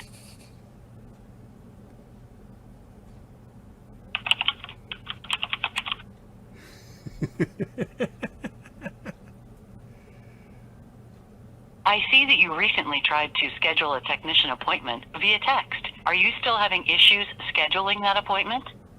No, I'm not. I am trying to hook up a modem.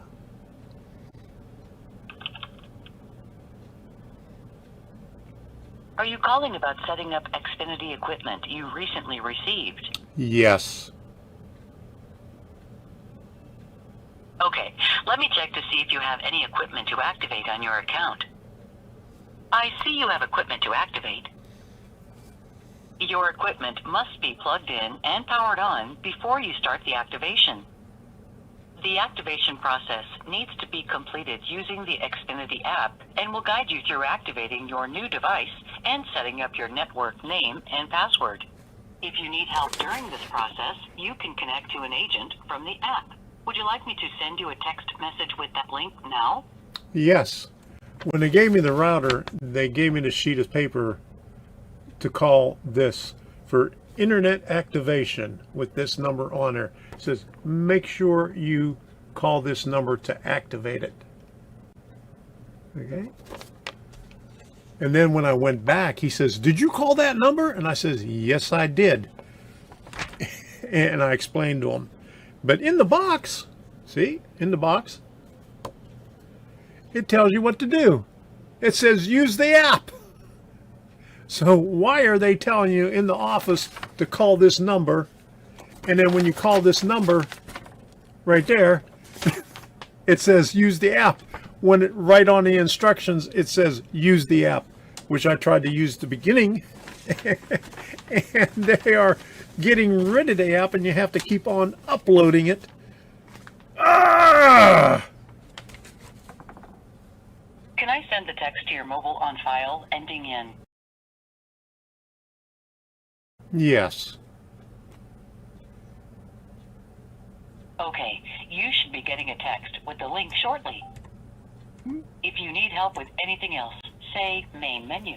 If you're finished, hang up when you are ready. Thank you for calling. Okay, so let's go to this text. Okay, xfinityapp.com.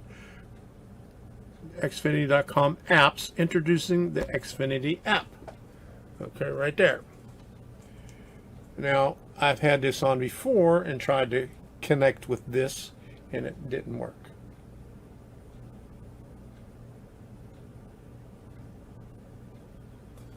Let me see if it's still blinking.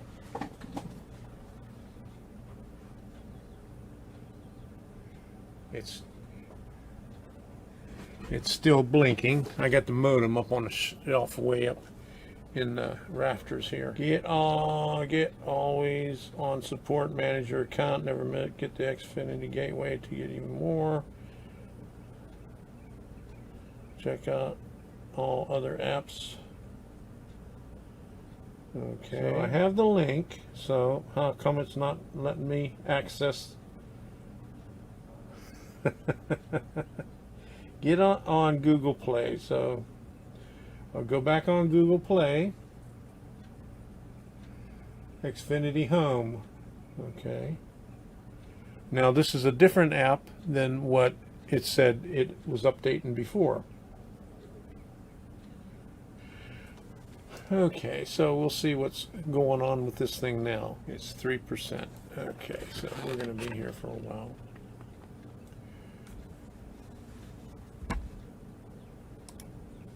Okay, so it took about 5 or more minutes to download the Xfinity Home, and then it said that I had to be on the Xfinity app.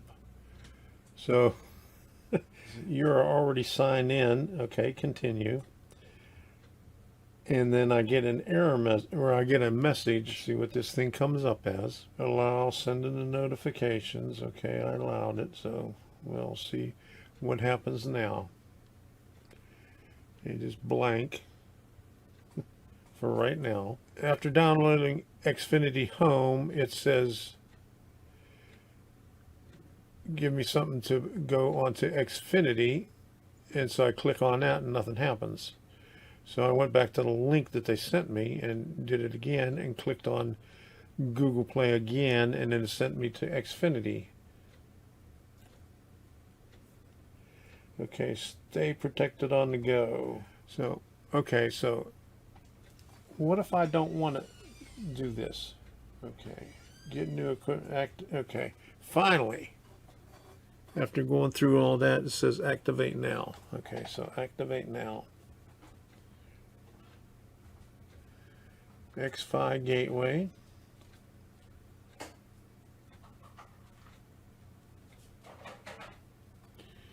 Do.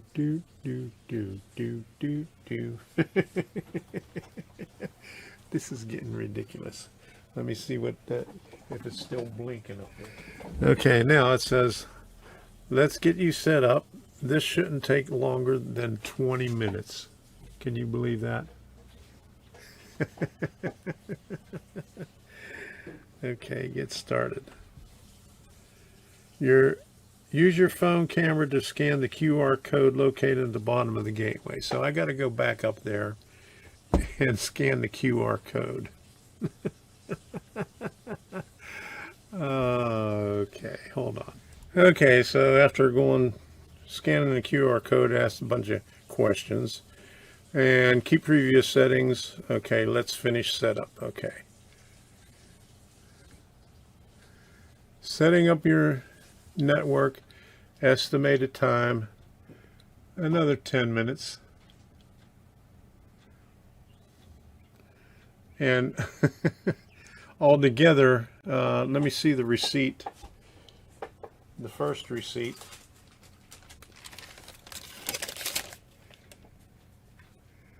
was 2:11. I picked it up. I got home about 2:30 and installed it. It's now almost 5 o'clock. Please don't unplug your gateway during the setup process. So I'll be back. Oh boy, it's gonna take forever. Yes, this is gonna take forever. My goodness. All right, so it automatically connected me finally, and it automatically connected me.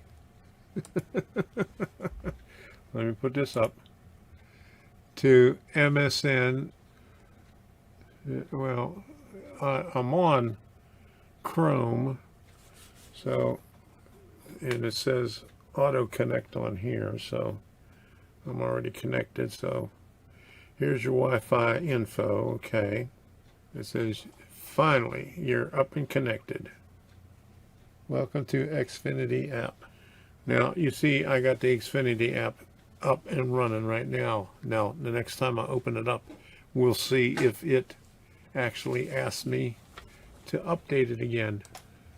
Okay, now here is the true question here. Did it help any? And obviously not, because the speed, download speed is worse. And it looks like I'm connected by Wi-Fi and not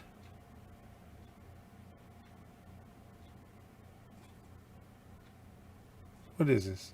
I'm connected up to Wi-Fi and not wired. Oh boy. I mean, this is worse than what it has been before. Look, it went way down. It went from 598 down to 168. And then let's check the upload. It went from 41.99 down to 28.49. Oh, this is ridiculous. When I hooked up the second router, it came up as Wi-Fi instead of wired. And I says, what the hell is going on? Why is it Wi-Fi? So I'm thinking, well, maybe I'll go up and check, swap out some of the connectors.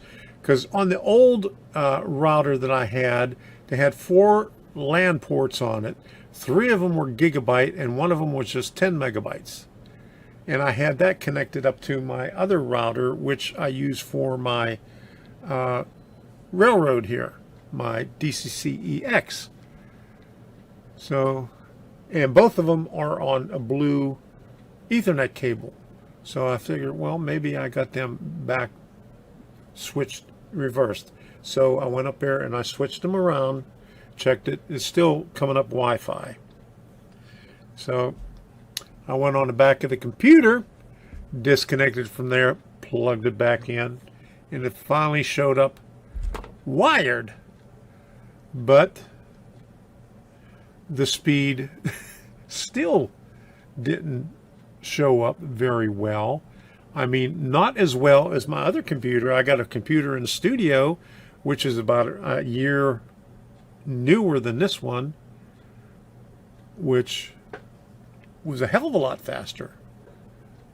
And I even checked it I even checked the Wi-Fi on my cell phone, and it was a hell of a lot faster than what is on this computer here. So maybe I'm thinking I'm throttled back on this computer. I don't know why. I have something from Alienware that monitors my internet, but I don't have anything throttled on it. I don't have, you know, my Ookla is where I check my internet. I don't have that throttled. I don't have my YouTube throttled or anything like that. I just throttle the stuff that I don't use. That is my story. It took me a long time. It's now 8:30 in the evening. I had dinner. I worked a little bit outside before dinner just to just to cool off out in the heat to get away from this right here because it was frustrating me. So I finally got it. Okay, it's not as fast as I want it to be, but I'm going to have to check that one app. I removed the app that was supposed to help my internet speed, and look what happened.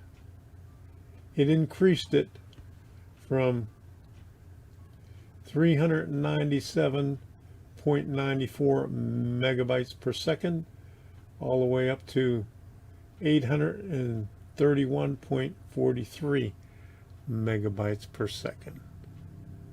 Problem solved. We'll get it done. So until the next time, we'll see ya. Finally, on the last video clips of the day, finishing this thing up. Hopefully that's the last leak in the backyard and I can get back to the monstrosity way back where the 19 palm trees were that we cut down 2 years ago. Clear that out and I'll be done and be able to come in here into the train room again. So here's the last clips here. Enjoy. Well, I got my Grand Poobah hat on. Got it at Lowe's today.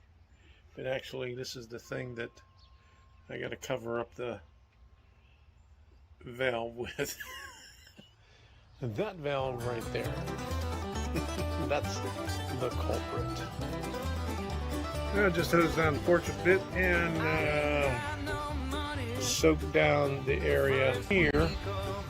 Soak this area down a little bit so I could tamp it down some. There's where I put the box right there. So just have to level this out a little bit and move these stones right over here. And I don't know what I'm going to do with that little walkway right there. I am tired. It's about time to go in and get some things ready for the live stream tonight and take a nap on the couch and relax because I'm exhausted. And I finally put this fan out here. It works better out here than it does probably in the garage. It helps to cool things off in the daytime. So back here, that's my next project if I don't run into any more leaks. What I cannot see says that I can launder falls what gold should be. But at the end of the day, it's all that matters. Oh, I pray just to feel good at the end of the day.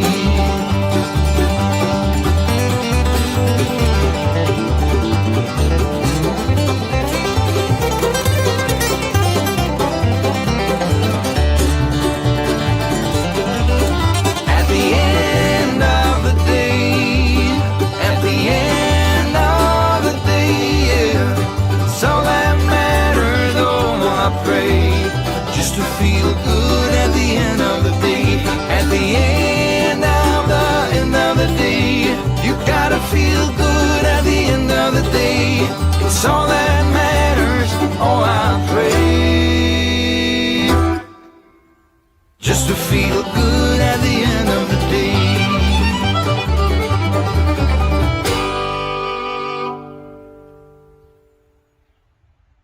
Well, the culprit wasn't under the first stone, and I didn't see it when I pulled up the first stone, but there's the sprinkler line right there, and right next to the sprinkler line is the steel pipe right here. So I don't know where they tapped into it back there someplace, but why would they put the sidewalk on top of these things like that? right at the surface. What do you think? Huh? I wonder if this is the one that I tapped off that was leaking over there last year. It might be. It could have been. And they teed in back over here and ran it that way. I bet that's what they did. That way. This is probably going back over that way because that's where I had the leak right by the thing, and I was wondering. Yeah, you did. Where they tapped I into it. remember. Yeah. So it probably comes on over here because right here is where the steel pipe is.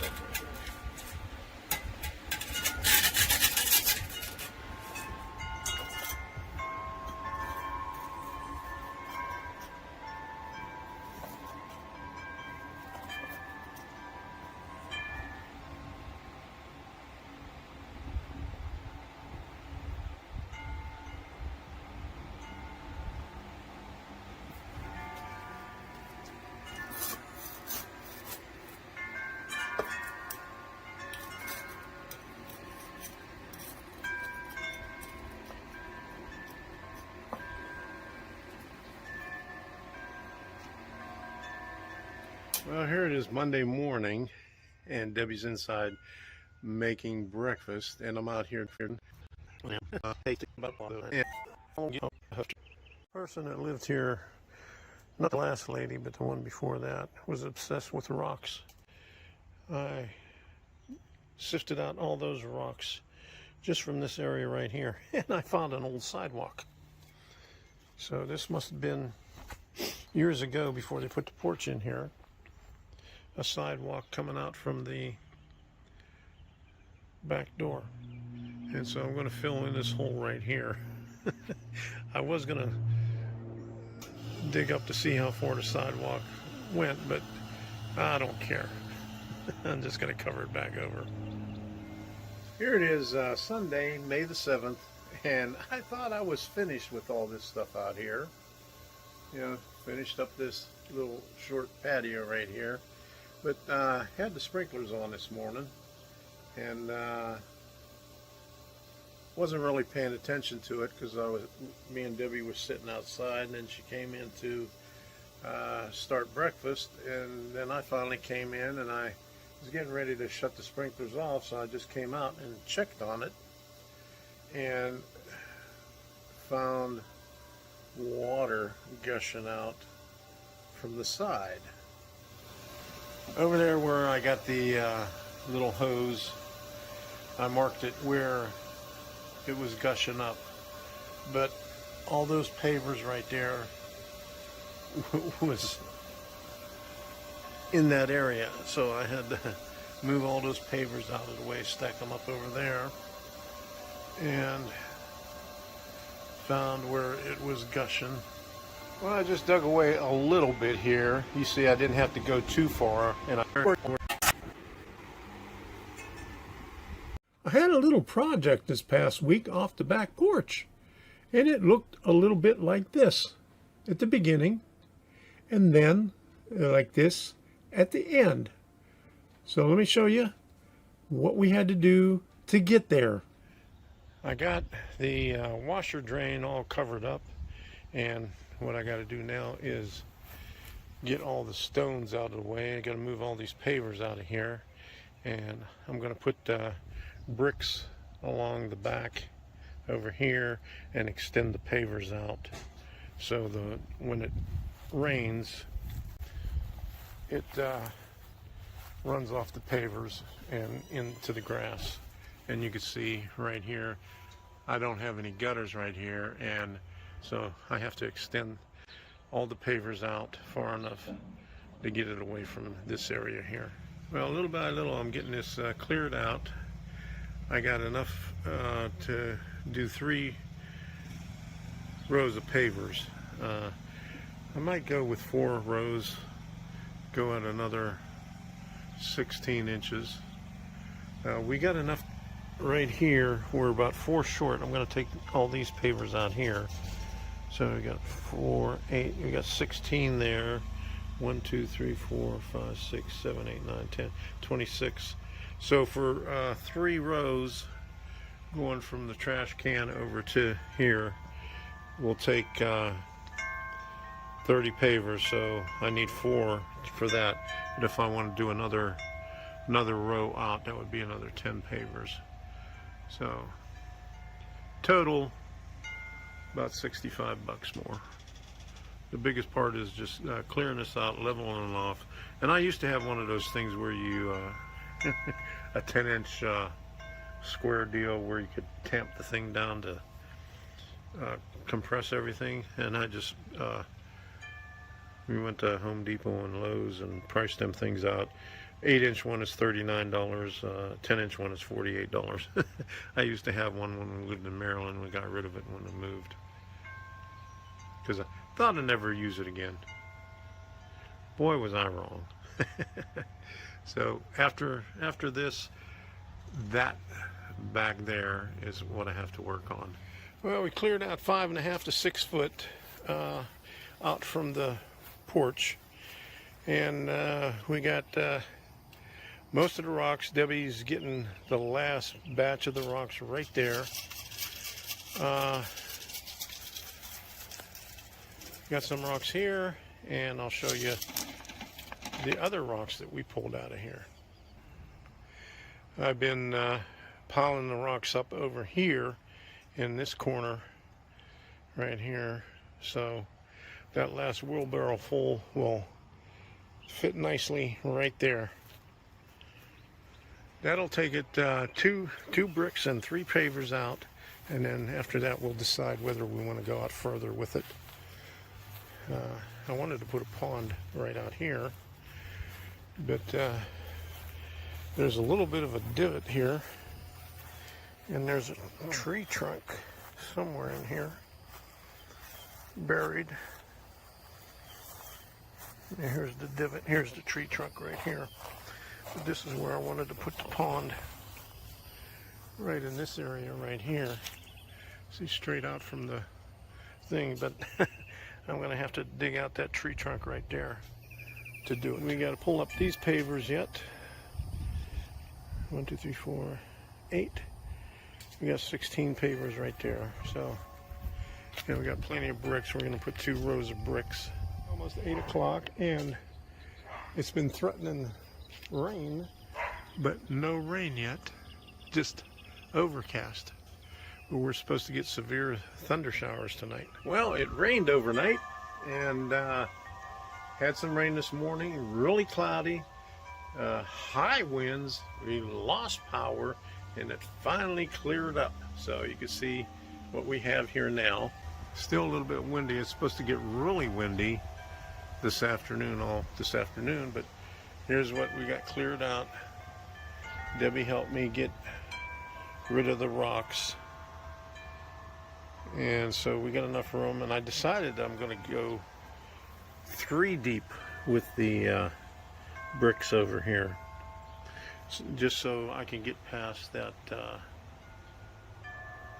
clean out right there, and that'll bring me to the edge of the house over there. So we're working on it, and I see the mole is digging around in there again.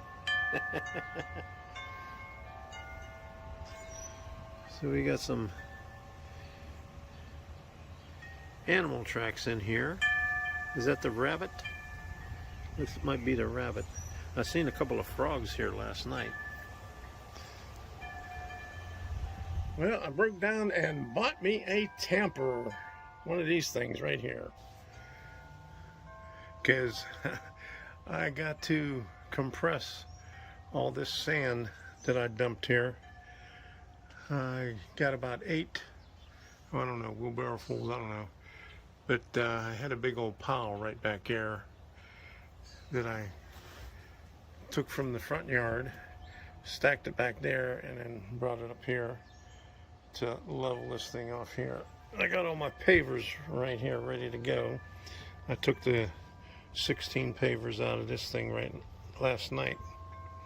And luckily they came and cut the grass today, so it looks a little bit better now that the grass is cut, because it was looking like a jungle out here. So a little bit later on, before I do my live stream, I'm going to come out here and try to compress this as much as I can. I did a little bit over here in the corner, and it works good. I used to have one of these when I lived in Maryland, but I got rid of it before I moved. I sold the house in 2004, but I got rid of that. I used it for when I was doing my sidewalks, and also when I was doing my pond. So this will work out. I'll be able to use this next year when I do my pond. So there you go.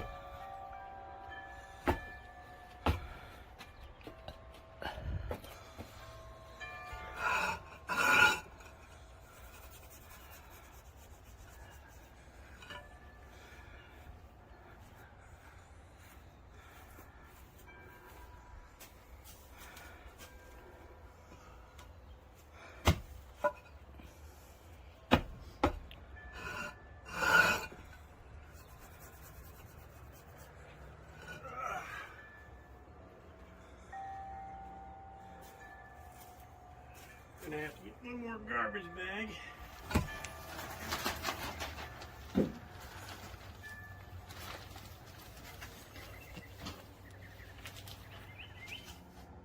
Alright. I'm not gonna try sitting down again like I did before and almost fell. I said, oh no, I'm going. Stay on my knees. I said, I'm going to have to take him to the doctor.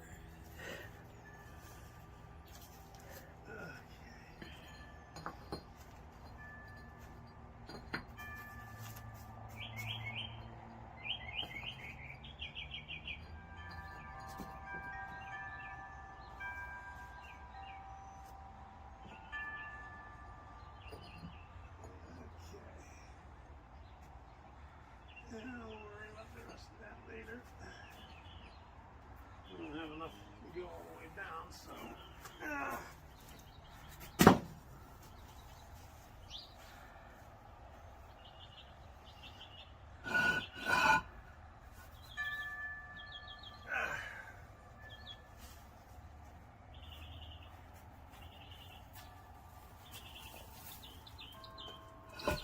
Man, there's ants all over that one. Ooh, look at that. Oh, yeah, I see him. Oh, brother. Yeah, they was all over my worm. I have to get the ant spray out front. You want to get the ant spray? It's right by the front door. Yeah. Inside. Yeah.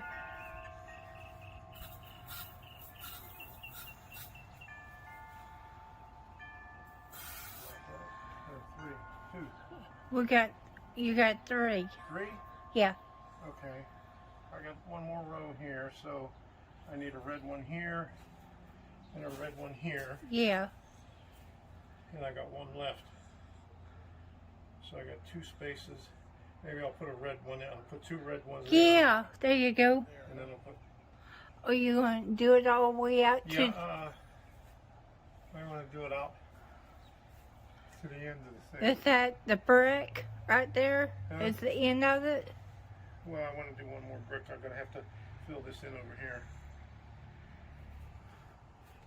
Yeah. Yeah.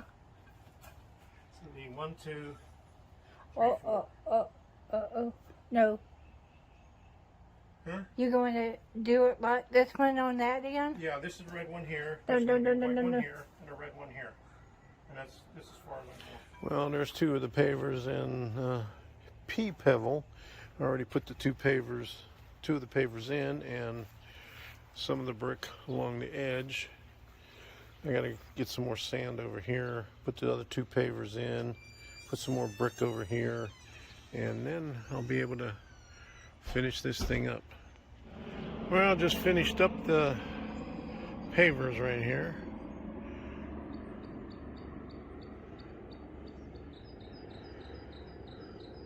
And filled it with a little bit of sand. I may have to get a little bit more sand to get a a more gradual slope. So that's about it. Got it. I just have to lay down some of the pea gravel, and then we're going to put some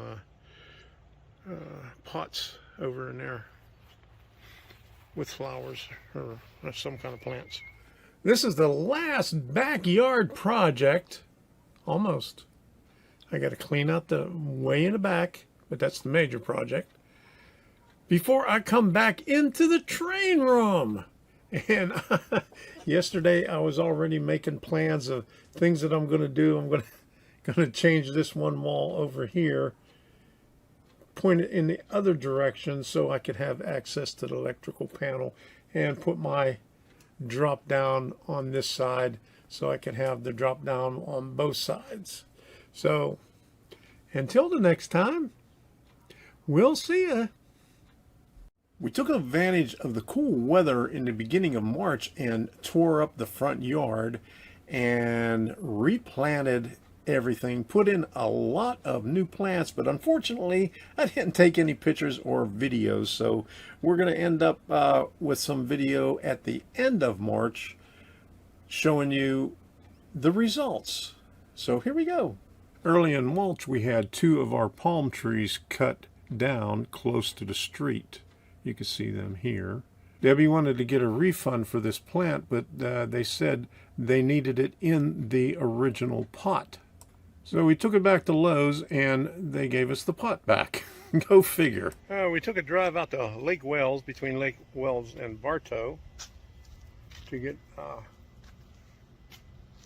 some plants. Debbie found this nursery. You can take a look at this. Those 2 maple trees, and then that red leaf thing has white flowers on them. $6 a piece, so $18 for those 3. And then this one we got at, this is a cherry tree. We got this the other day at Robbins in Sebring. All right, this is Monday afternoon. I'm outside right now.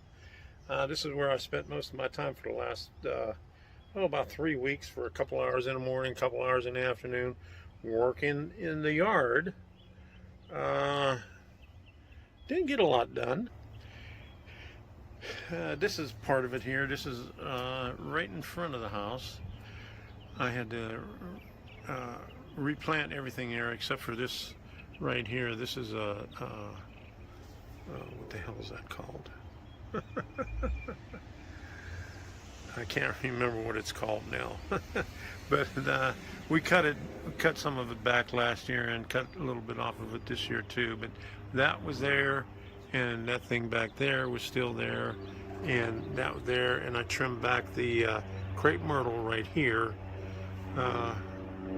about 3 weeks ago. But everything else I had to plant in there brand new. We got some, they're called lilies here, but up north we call them hostas. I put 2 over there, 2 on the other side.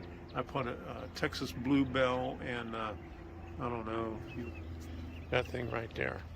But there's the 2 hostas, and the other 2 hostas over here. Here's more stuff. Here's the stuff that I have to plant. Maybe I'll have a little bit more cleared over there before I do the live stream. But you can see I tore down the pole, this pole over here. It was an old flag pole that the top was busted off on. And it was just sitting there, you know, just a 10-foot piece of PVC. But all of this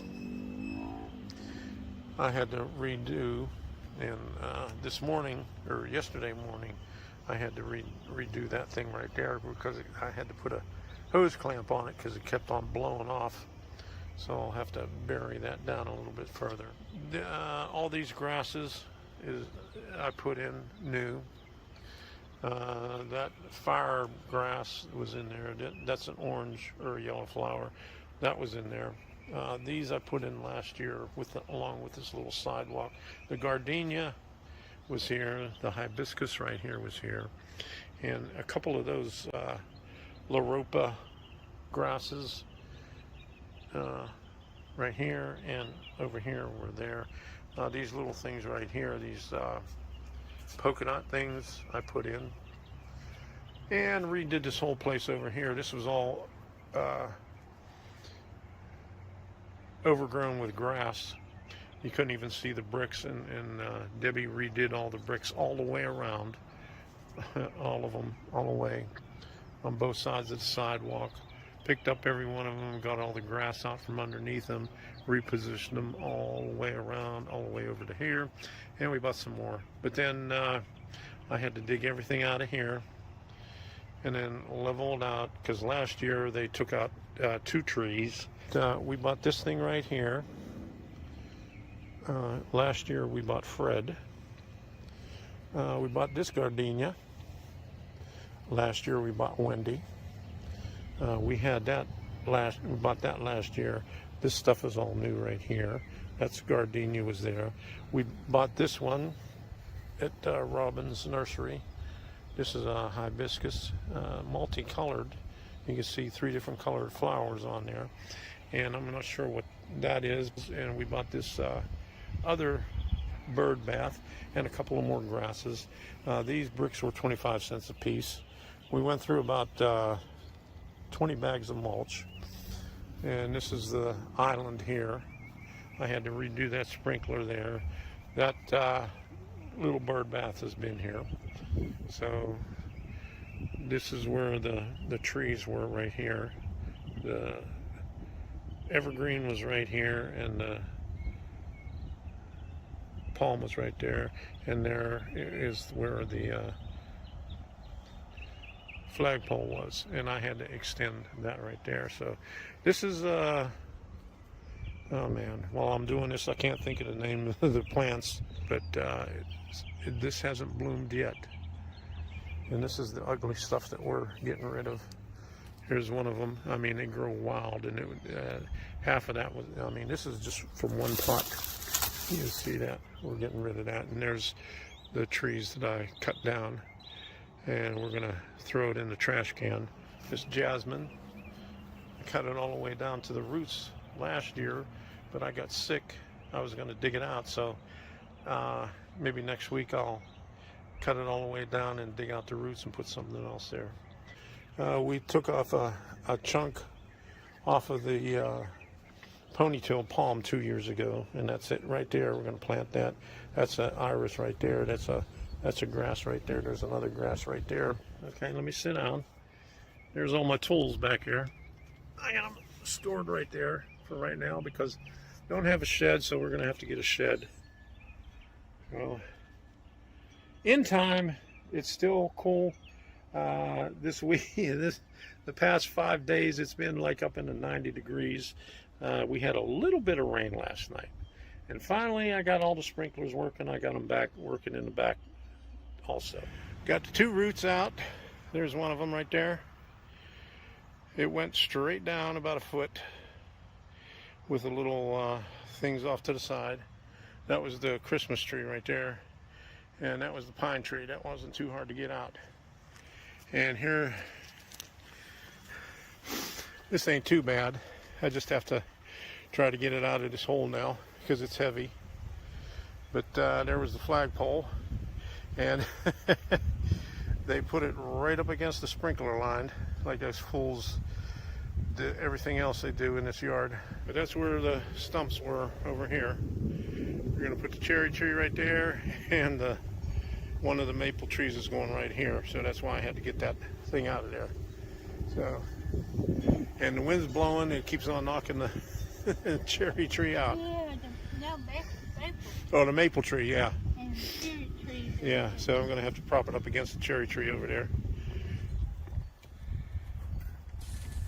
Well, I had to jiggle this thing back and forth from one side, and then I moved to the other side to work the bottom.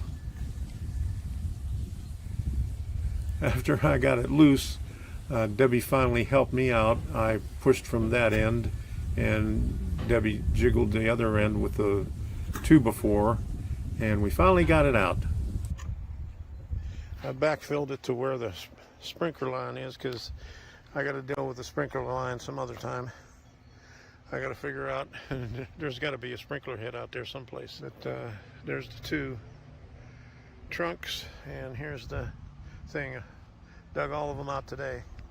Oh yeah, I ripped out that ugly stuff. No, I took out half of it the other day, or earlier this week, and this is what was left of it right there. Okay, it's March 30th, and I just planted the two of the trees this morning. I wanted to show you. Right there. The cherry tree on the left and the maple tree on the right. I got one more plant to put in there. The little dark red leaves, supposed to have white flowers. I got to dig out a lot of that dirt there yet, and we're gonna go get some rocks. Yeah, another day working in the gardens. About 7:15 now. Just finished up, watered everything down after planting the last bush. We did 2 trees this morning, and then went and got a load of stone. I'll show it to you here. Right over there we got about 60 stones, and I decided not to put the pond over here. I wanted to keep this short. I might put a little pool in there, or a fountain or something in the middle, because I got a big spot in the middle. Would have to put a couple more plants in the center of that, but maybe we'll put a little fountain in there or something. Who knows? We'll see. I repotted this. This was right next to the flagpole. We took a few pictures of some of the things that we had in the garden, so we didn't know what they were, over to Robin's nursery, and ended up getting some fungicide for this problem here. Now on to April for more work. We had an extremely hungry squirrel in the front yard yesterday when I had the sprinklers on. This guy spent nearly a half an hour on the bird feeder, soaking wet, until I walked outside. So let's take a look at it. This squirrel is up on that bird feeder, and the sprinkler comes around, I guess about every minute or so, and drenches him. And he just doesn't care. He's just going to keep on eating. There he goes. Look at his tail. You can see soaking wet. Say, I'm eating. I don't care. Let me get close up here.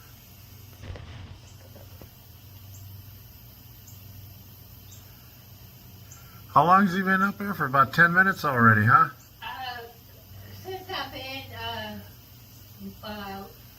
in your recliner watching TV. And so that's been that's been 15 minutes or so. Say, I'm going to eat until there's no more bird seed left in this thing. I don't care if the sprinkler's on or not. Oh my goodness. Okay, here's the next pass of the sprinkler.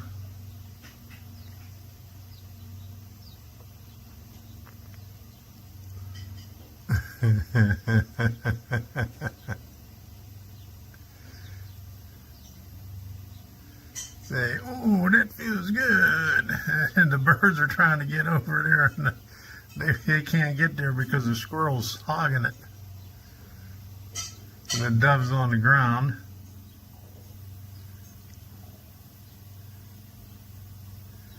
Here comes a blackbird off to the side. Oh, there. Finally got a couple of they're trying to get over there, but they can't get there. The squirrels chasing them out.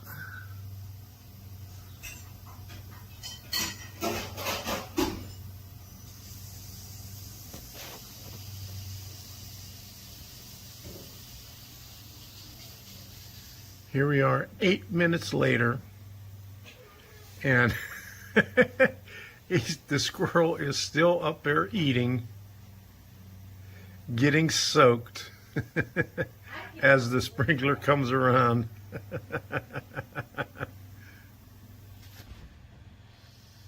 I can't believe he's still up there. Yeah, look at that. He is. He's not moving. That thing was half full when he got there.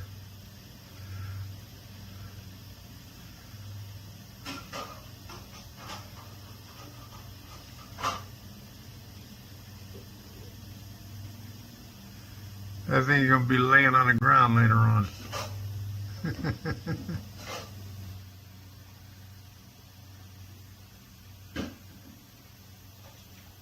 Okay, sitting here on the couch now watching the squirrel. Still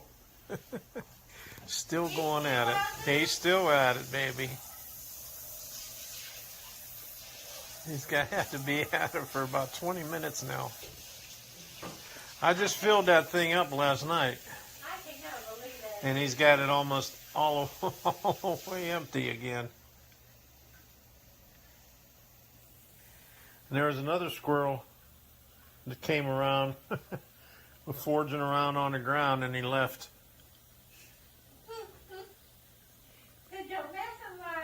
Don't mess with my food. Yeah.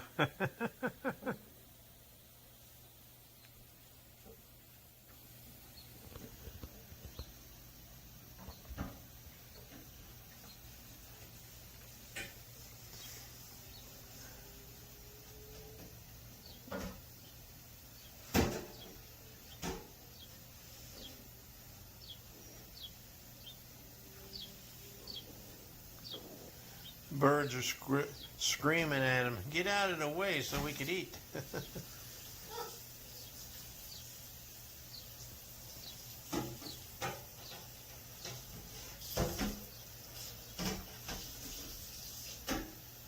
I'm going to go out the front door to see if he moves. Okay. There you go. He's still over there. Let's see if he moves when I go out the front door.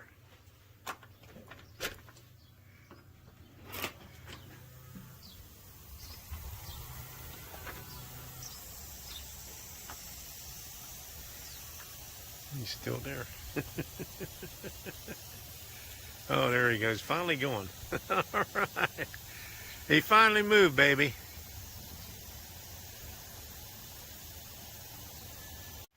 Well, we cleared out 5.5 to 6 foot out from the porch.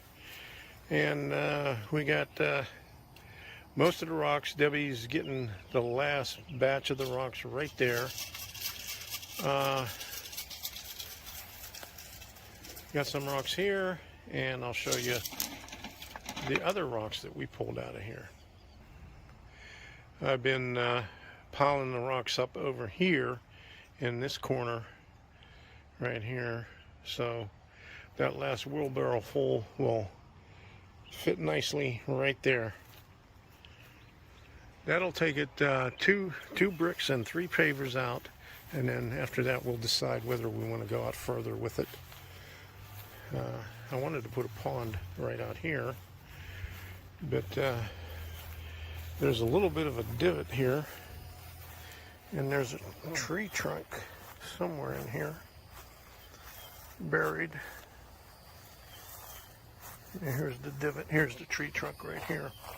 But this is where I wanted to put the pond, right in this area right here. See, straight out from the thing, but I'm going to have to dig out that tree trunk right there to do it. We got to pull up these pavers yet. 1, 2, 3, 4, 8. We got 16 pavers right there. So, and we got plenty of bricks. We're going to put 2 rows of bricks,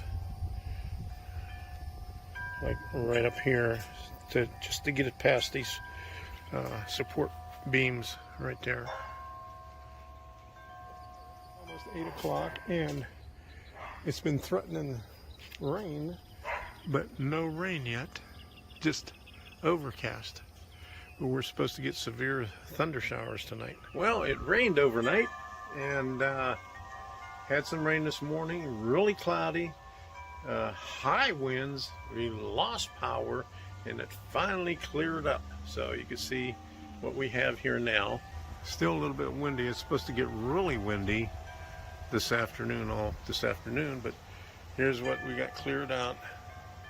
Debbie helped me get rid of the rocks,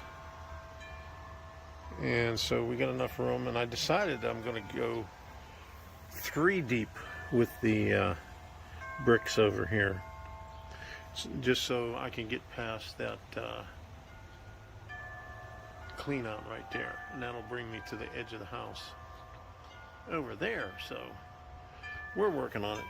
And I see the mole is digging around in there again. So we got some animal tracks in here. Is that the rabbit? This might be the rabbit.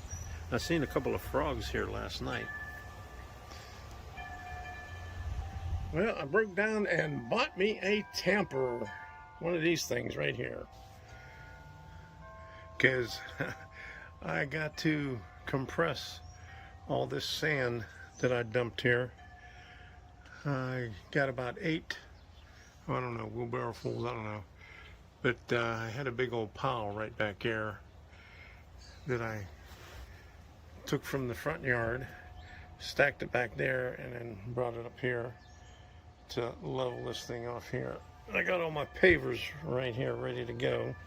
I took the 16 pavers out of this thing right last night, and luckily they came and cut the grass today, so it looks a little bit better now that the grass is cut, because it was looking like a jungle out here. So a little bit later on, before I do my live stream, I'm going to come out here and try to compress this as much as I can. I did a little bit over here in the corner, and it works good. I used to have one of these when I lived in Maryland, but I got rid of it before I moved. I sold the house in 2004, but I got rid of that. I used it for when I was doing my sidewalks, and also when I was doing my pond. So this will work out. I'll be able to use this next year when I do my pond. So there you go. Working on the dock house at Cundy Harbor. That kit right there. I'm going to show it to you here on Rumble, because I don't have any more room left on Locals. I need 8 more members on Locals before I could add more videos for November, even though we only got about like 7 more days left or whatever. Yeah, 7, 8 more or whatever. I'm at my limit for videos. I can only put 5 gigabytes of videos on there. So watch this, and then if you haven't done so already, go on over to Locals and sign up over there so I can put more content on Locals. So here's what I got done so far right here. Working on the joists and the decking on here. And as you can see, I have, these are all the joists that go on the bottom. Plenty of them there. This is the decking right here. I'm using the Indian ink, which is I got mixed in here, that I've had for I don't know how many years, but it still works. And I have these combs that I have to do. We'll be doing those also. And I'll have to see where these things go. I might do that in the India ink also. But you can see I got all this stuff primed. I got a few pieces painted already. Here's the shed right here. And here's the office panels right there. And that color is, that one is Dutch Aqua. Okay, the windows and trim. Okay, that right there, and I got the trim right here, and I put it on lightly so the primer shows through there, and you can see some of these panels for the door right there. And this one is whitewash. Okay, and then the rest of the building, well, I was going to do the deck in this thicket, so I might do something else with this thicket right here, but I decided to go with the this right here, the Indian ink, for that. So those are my basic colors: the white, the Dutch Aqua, and the India ink. So we're getting along here. As soon as I get this done right here, and these pieces right here, I'll be able to put some paint on all these walls right here. 1, 2, 3, these 5 walls right there to match this right here. I think that's a pretty nice looking color right there. And with the white, well, these walls don't have a trim on the outside, but that's what it'll look like there. Like right there. Okay, so that's what it's going to look like right there. So moving right along with this thing, day 2. Day 1 was cutting everything up and gluing all the braces on it. You can see on all the walls I have the braces on it. And this morning I primed all the wood and the other stuff, the detail parts and stuff like that. So excited to get this thing together. Hello everybody. I hope you all had a wonderful Thanksgiving in the U.S. anyway. I don't know about the rest of the world, what you celebrate, but here in the U.S. we celebrate Thanksgiving. We're thankful that, I don't know, whatever we're thankful for. But anyway, I've been busy the last few days working on the dock house at Cundy Harbor. I put a couple of things up on Locals and on Rumble of my progress. And so I wanted to show you what I have so far. A little bit more of a sneak peek. Here is the dock house right here without the roof. Go around here, and I was short one window, so I gotta look in my Tichy doors and window box and see if I could find one for that hole right there.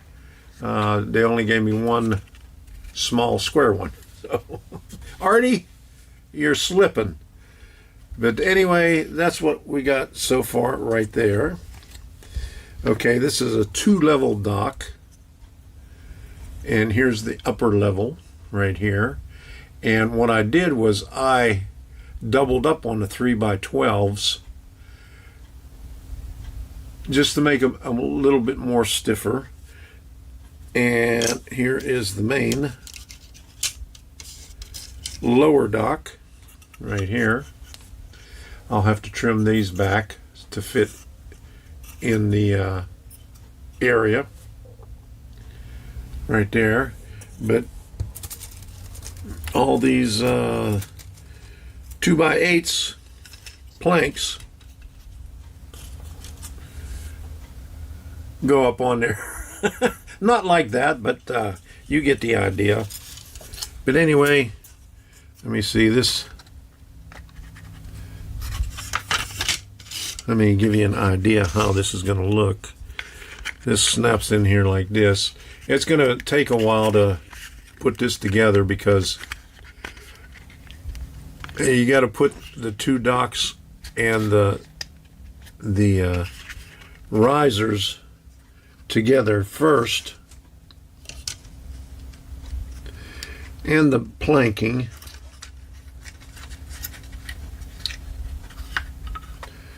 But anyway, here's what it's going to look like right there. And all this is going to be filled in with the wood decking. Okay, and then I got these bamboo skewers that I have to put the India ink on yet and cut them to length for the uprights. And if you can't remember, here is the view of what it looks like. And on my thing on Rumble, I used that one color. What I can't remember what the color was. It was Thicket right here. I actually used those as the background on the doors. I think that looks pretty good. And where's the other door here? There's the other door right there. So that looks pretty good so far. I got the signage on there. I'm a little bit rusty on it, so I'll have to do a better job on the next one. I haven't done one of these in a couple of years. This is the first one since I moved in here. We're here almost 2 years now, so I think it looks pretty good.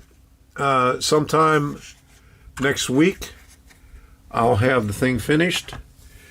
There is roofs that I have to work on, and the cupola.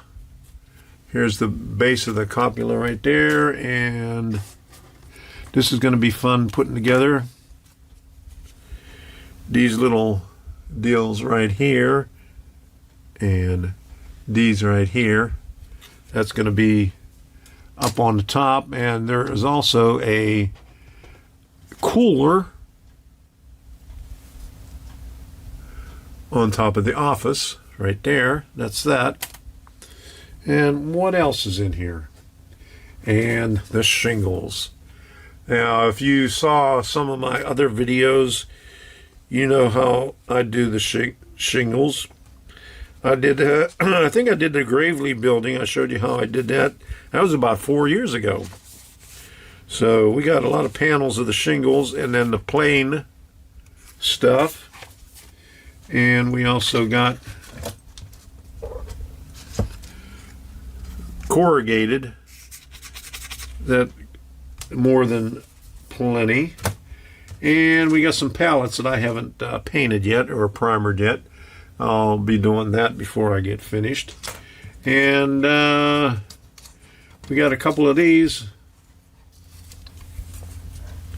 I don't know where I'm going to put that. Maybe I'll put it on a sign, like on a billboard or something like that. And what else do I got? Okay, we got some pieces of wood here. These are 2x4s.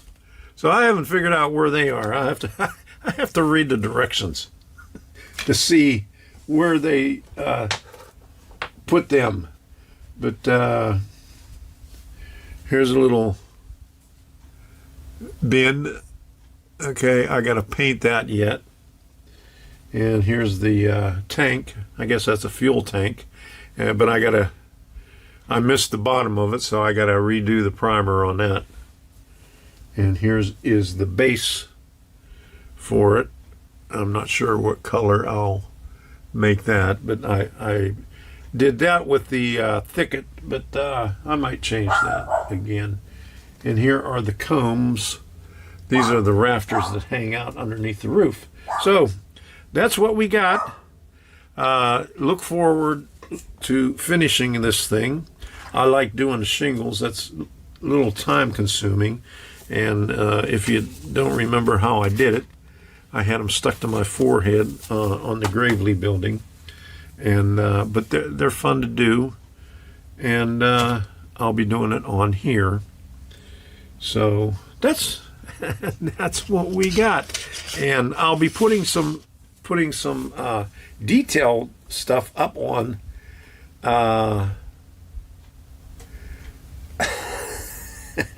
I'll be putting some detail stuff for my subscribers only on Locals, getting into the nitty-gritty of how I do things.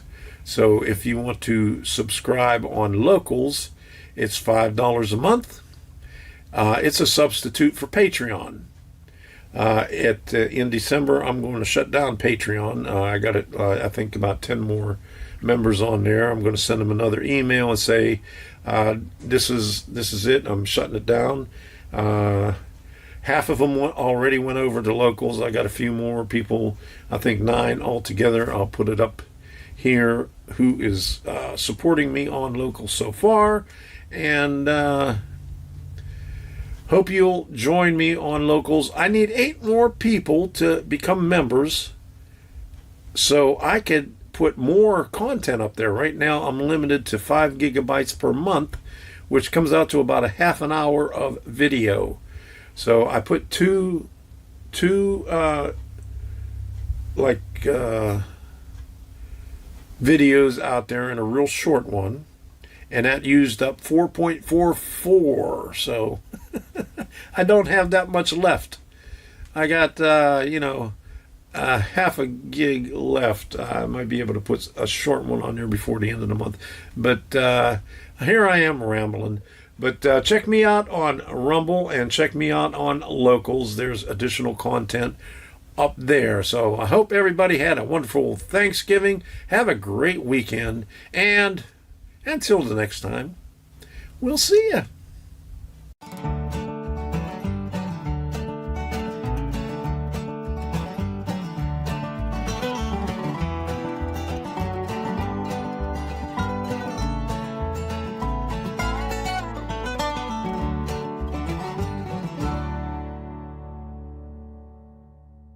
I'm almost finished with Tylik Tool Company. It's a bar mill scale model works kit.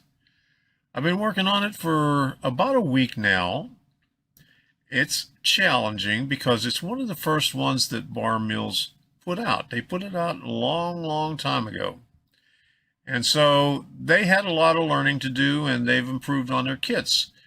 But some of the instructions on there were photographs instead of drawings of where to put the cross bracing and side supports and everything else. So it was a little bit hard to figure out. It took some time. It took some time to figure out how to do it, but you can see right here what the end result is so far. I just have a few more details to put on this building right here. And you can see I have to put the roof on the dormers right there. And then attach the two buildings together and put it on a base. And then scenic the base. And then I'll be finished. So here are my thoughts on building this kit. Right now I just finished putting the primer coat on the walls and the foundation. And now I'm going to be working on the walkway. Here's all the walls right here. I got the primer coats on there. There's the foundation. There's two concrete foundation for both buildings, and then there is an overhang, and that is the concrete pier for that. Those are the sidewalks, so I have to touch that up with a lighter paint. Haven't decided what color I'm going to do that, but I'm going to do it a light colors. The wall panels and the concrete foundation before the stain was applied. But here is the walkway in between it. This is the bracing right here, but the bracing for that goes on the top and the bottom. So I'm going to have to assemble this first before I do that. And then these trusses right here, I'm going to stain those. I'm going to make the wall first and then put those trusses in there. Truss comes in two pieces, and I got to make sure the lines line up because the nut bolt washer detail goes in there. That's these right there. And those, and from the looks of it, those look a lot thicker than those holes right there. So I might have to see if I got some smaller nut bolt washer. This is actually the second day. The first day, what I did was I put the bracing on here on all the walls, and then on some of these side walls had a 5/64 corner post. And normally I put the corner posts on last because they're flush, but these hang out a little bit, so I have to do it differently. I had to install them now, and I'll paint them the same color as I paint the wall. This is the framework for the shed. That's for the shed. This goes on, is one of the porch supports. These right here or the decking. And these are the handrails for the steps and stuff like that. Keeping everything aligned and squared while the glue dries on the walkway. A lot of work. And if you haven't seen it before, a few small doors and the garage doors. Here's the fence and some more decking and some railing right there. And here is the trim for the doors. And there is the all the windows right here. Let me get this out here. Boom.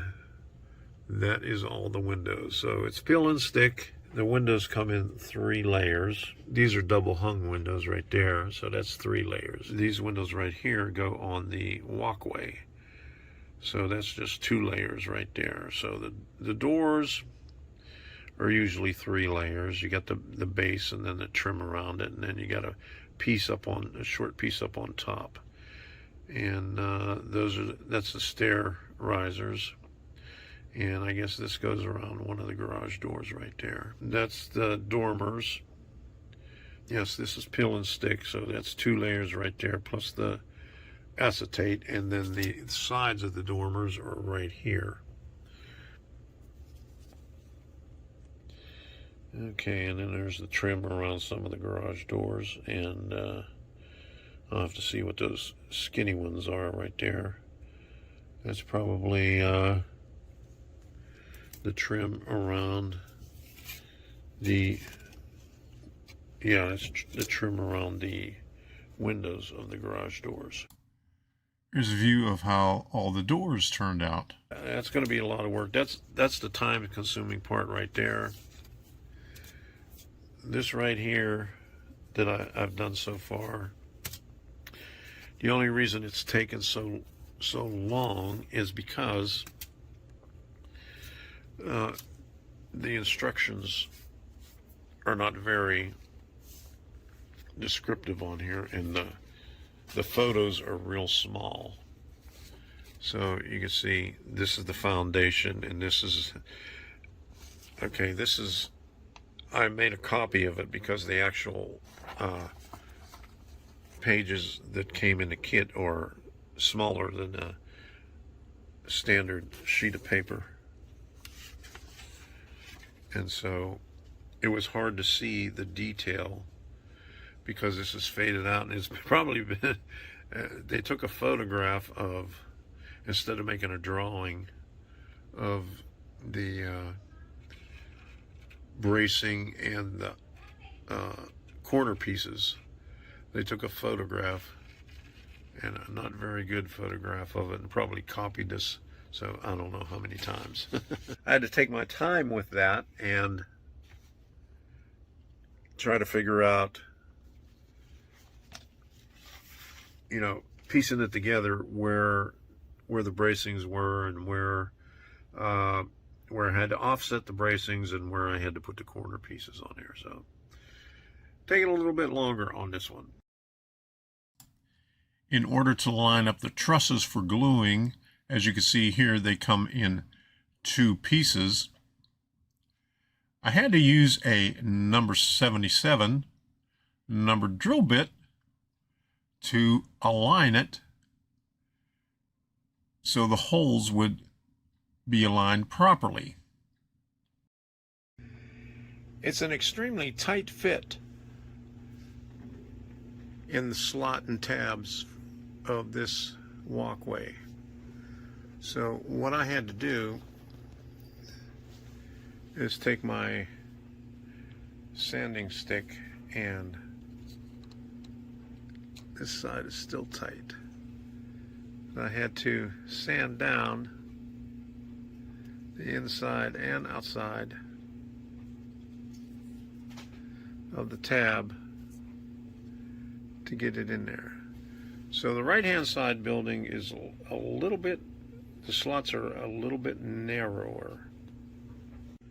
According to the drawing, the floor on the walkway is up a little bit, and I think what it shows on the drawing is up the thickness of the gap between the slots, and you can see it right here, because the trusses fit underneath. Here's what it's going to look like right there. It's going to fit right there. I used two 1/16 inch square basswood strips to align the bottom properly to get it the right height for the walkway. Currently working on the fun stuff. The doors, the windows, the stairs, the walkways, all the little detail parts. Now, if I finish this up right here, I got all the garage doors done. All the parts are done with that. The walk-in doors, these go on top of the walk-in doors right there. The plastic is in the windows and all that, so I just have to put those in. The stairs consist of railing and the steps. These are the steps right here. Half of them are notched. And here's the railings right here. If you're wondering what the finished stairs look like, here it is with the railings on it and the added trim. And plus there's other small pieces that I have to cut that goes on top of it. Okay, here's the walkway. This is just the corner walkway. These are all the pieces for it right here. And then I have to cut the cross bracing for that. This is what the walkway looks like, both of them, before the cross bracing, and here is what they look like after the cross bracing was installed, individually, one piece at a time. I finished up the painting this. I'll just have to weather this a little bit with Indian ink. I'm going to dilute my India ink with a little bit more alcohol. And I got all the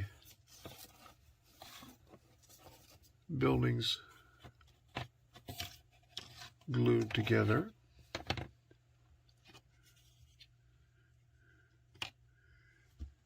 So I'm going to try to get all the windows, and these are the windows right here. Those are the double pane windows. You got a couple on the dormer and the one on the stairwell, the covered staircase right there. Those are for crane, a jib hoist. There's two porches. This is the decking for the porches. This is the uprights. I'm taking a different approach on filming the videos for my builds from the way I was doing it years ago. I spent a lot of time, weeks and weeks, building a kit because I was filming it step by step. Now I pause after taking a few steps and give you my thoughts with a short clip, and that's what you've seen today. And that's how I'll be doing them in the future. In the next couple of days, probably after the live stream, I'll have the reveal, and I'll show some more videos of how I did past what you've seen on this one right here. I'm satisfied with it. I think it looks pretty good. Right here, this one is got the decking all the way around, and it's got a sidewalk and a short stoop in the back. And this one's got a porch on the side and a loading dock on the back. You can see there's a place for a crane right there. On the front, there's a place for a crane on the right-hand side building on the second floor. So those are the small details that I have to work on in the next couple of days, and mounting it and the scenery. I have a lot more content on locals and rumbles, so if you want to see that, go ahead over on Rumbles. The link will be in the description. You can join my community on Locals. That link is in the description also. Becoming a member, you could view the videos. If you could become a supporter, which is a replacement for Patreon, you could comment and post your own pictures on my community, just like on a Facebook group. So, until the next time, we'll see you. On Locals, membership is free and supporters get additional content.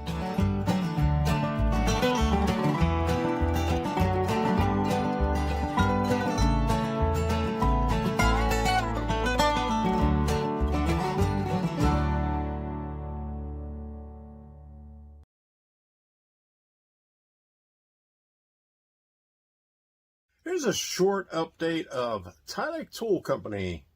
Here it is right here in the background. I did a live stream on Monday night. I showed you what I had done so far. That until Monday, but here it is Wednesday.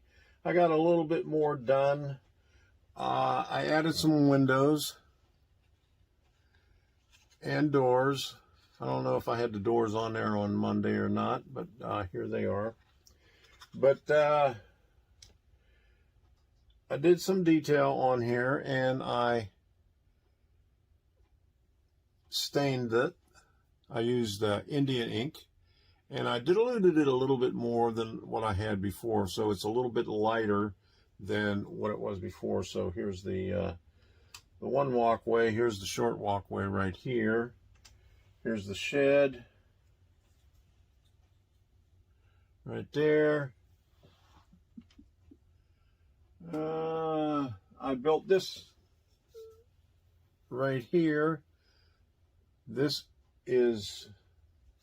will sit on top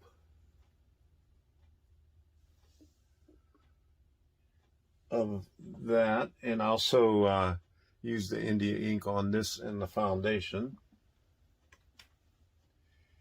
And the trusses right there. And this walkway.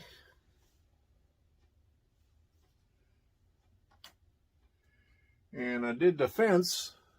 It's still on the card.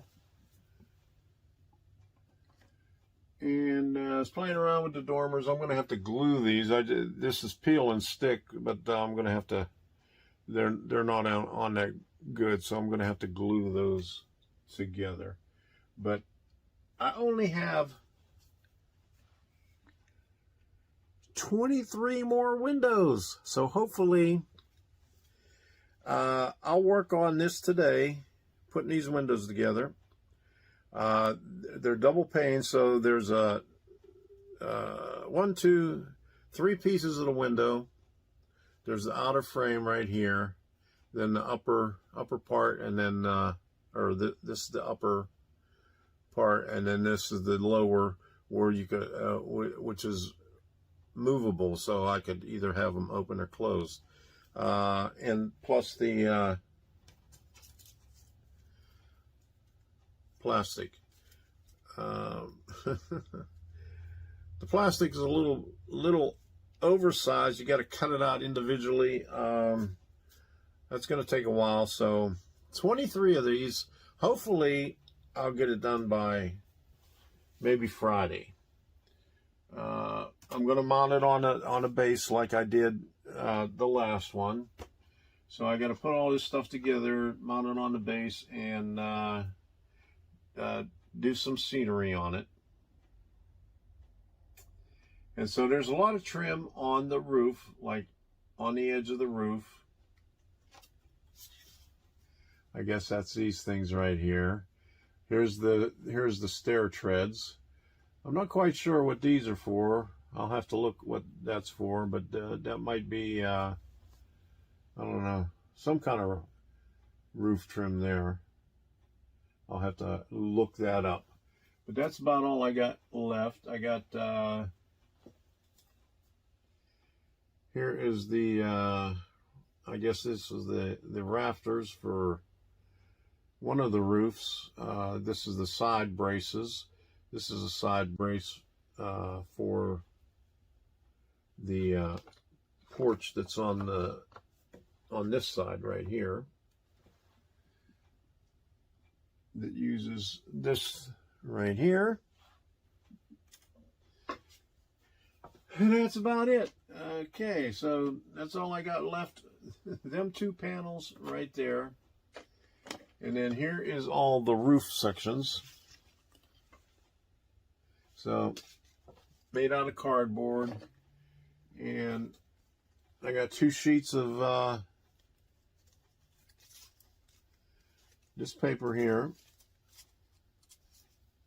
Peel and stick for the tar paper. I'll have to paint that. So maybe I'll use the green camouflage that I got at Home Depot the other night. We'll see. So until next time, we'll see you. Been working on Tylik tool for about 2 days now. You can see it right there in the background. This is the concrete. I still have to put the base coat on there. This is just the primer on the sidewalks and the foundation and the footer. Here are all the walls. I have the signage on it. I just finished the signage up on a couple of pieces right there. I just put this one on here right there. I'm waiting for that one to dry. And what's the other one that I put on? Okay, this one right here.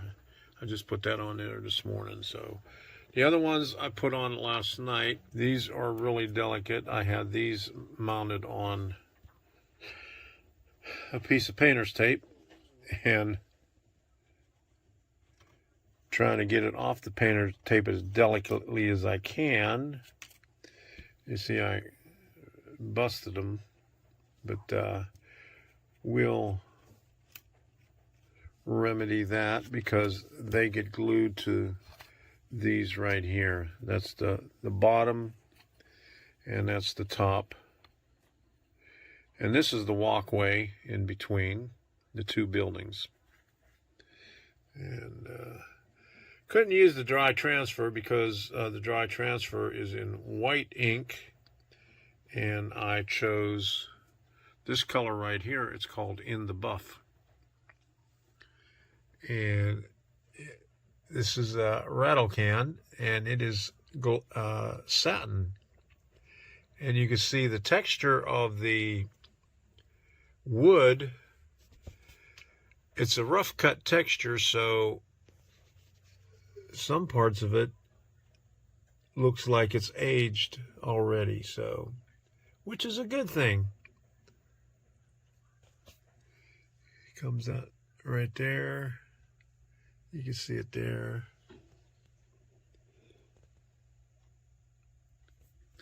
So, and this is the basic footprint. This might be out a little bit further here because the walkway goes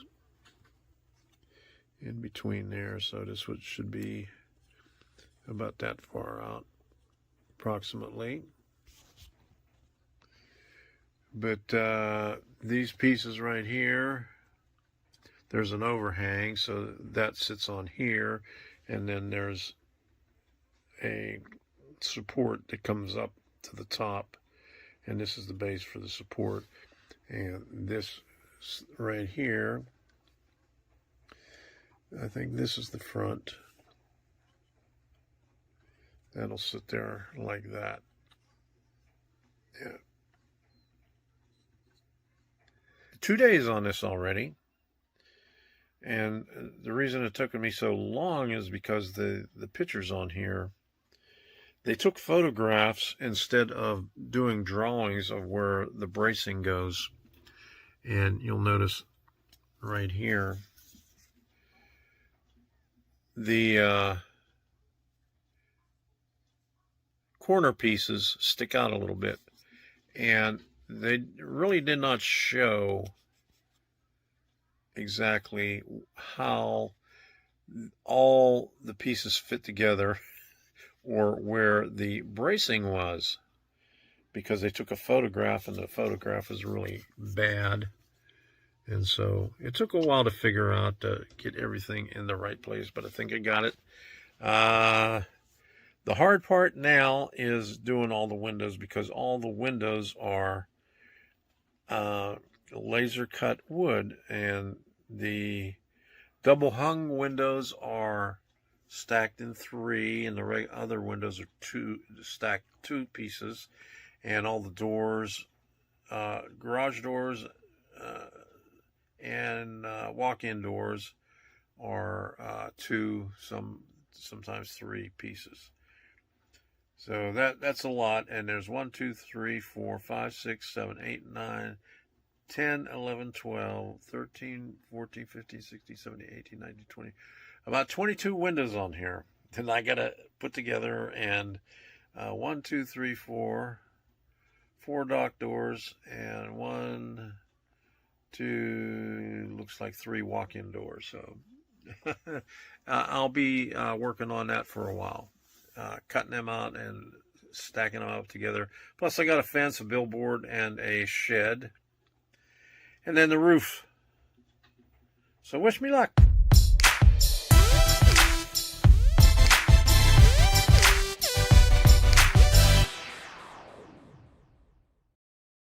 Good evening, everyone. You should already know that I finished up the build on Shaw's Ridge yesterday, since I posted a lot of pictures on YouTube, Facebook, and here on Locals. Well, I just got finished doing the video on it a little while ago. I got it rendered and it's ready to go up on YouTube. I'm going to have it on YouTube tomorrow, but I wanted to give you a sneak peek at some of the things that I have in that video. And I'm doing the videos a little bit different now when I do the builds, because I'm hardly taking any video during the builds, because that takes up a lot of time, a lot of preparation. It takes away from building. It's hard to do building and video at the same time. What I'm doing now is every once in a while I'll take a short clip here and there, but most of the time when I finish a step or so, I'll post a snapshot and I'll do some overlays or explain it like I did in this one right here. This video, I did an uncut version over there at the workbench, talking about what I did, and I posted some pictures in it. And so I'm just going to show you some short clips from it here. And like I said, it's going to be out tomorrow. I want to thank you very much for signing up as members and supporting me on Locals. It really helps out a lot. And eventually, I'm going to get rid of the members on I'm not going to get rid of the members. I'm going to get rid of the feature for the members on YouTube. No, heaven forbid. Oh, no, I'm not going to get rid of the members. No way. Just the feature on YouTube for the members, eventually, maybe 6 to 8 months down the road. Once this Locals community gets rolling, I'll start letting everybody know that I'm going to stop the membership, because things are getting very, very bad on YouTube. Their restrictions are getting worse. If you didn't know already, come I think January or February, if you're monetized, you're going to have to sign a new agreement, which is ridiculous. I mean, they put more restrictions on everything all the time. So that's why I'm trying to go to Rumble and Locals. So I'd appreciate it if you spread the word and get more people on here, not just for me, but there's other people on here on Locals, and there's other people on Rumble. So here's a few clips off of the video that's going to be posted tomorrow. So enjoy. Today we're going to talk about Shaw's Ridge Equipment and Supply. I just finished this the other day. Let's see if we can get it here. A little hole right here. So when you're looking in with the lights on through the garage door, you'll be able to see the lights in there. Otherwise, it was just a solid wall. You wouldn't have been able to see it. And I scenic this.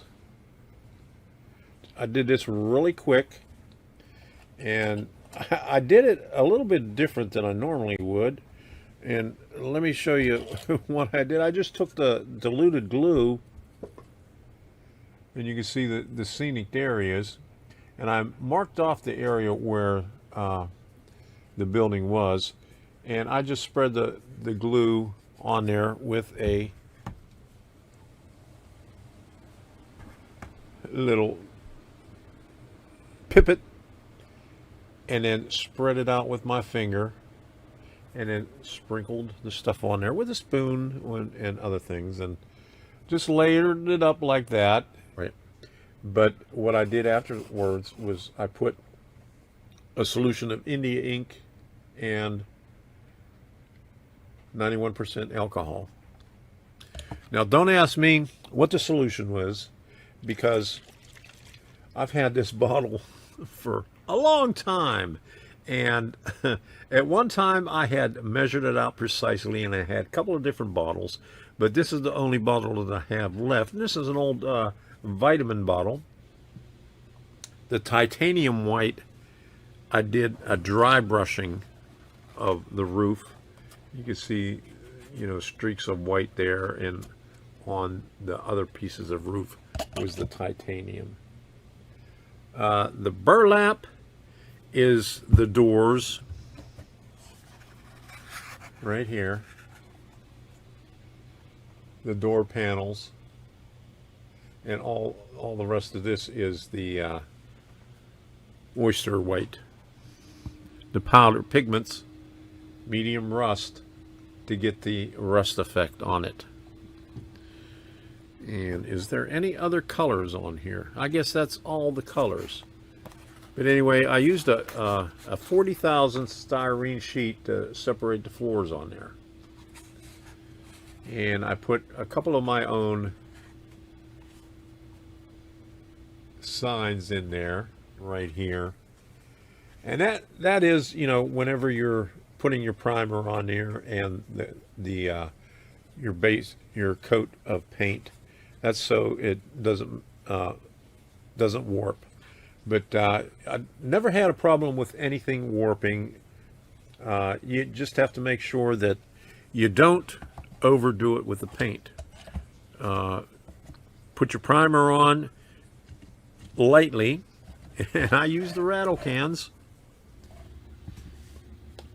I hope you enjoyed this build. My next build is Tylick Tool Company.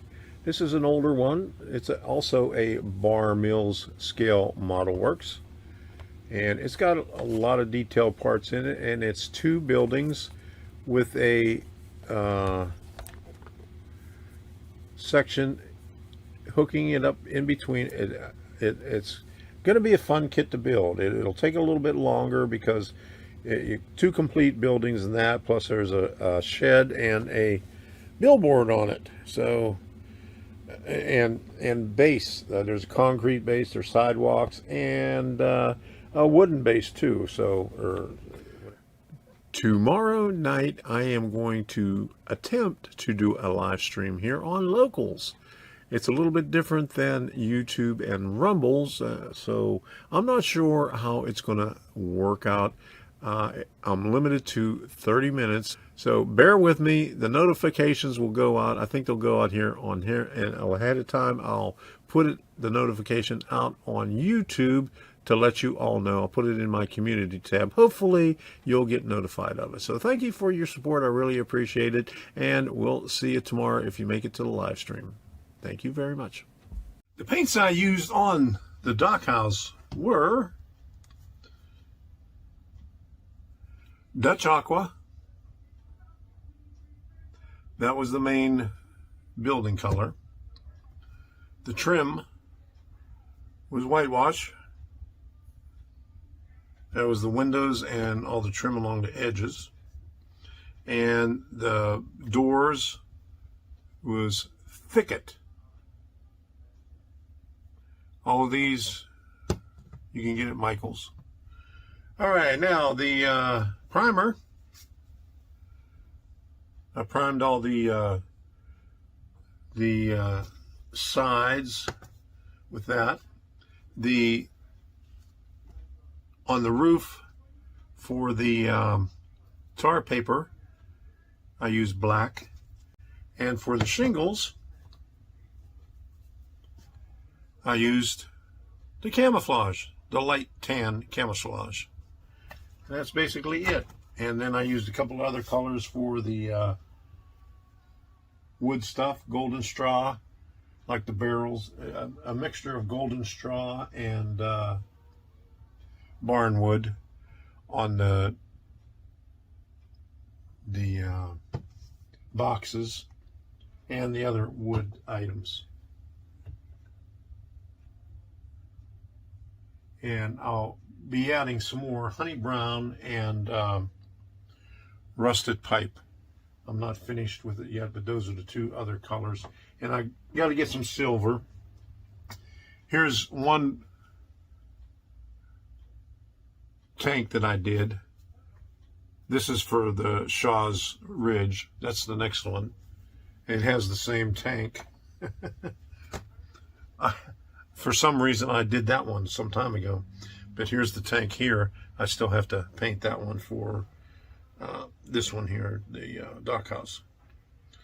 So basically, that's all the colors.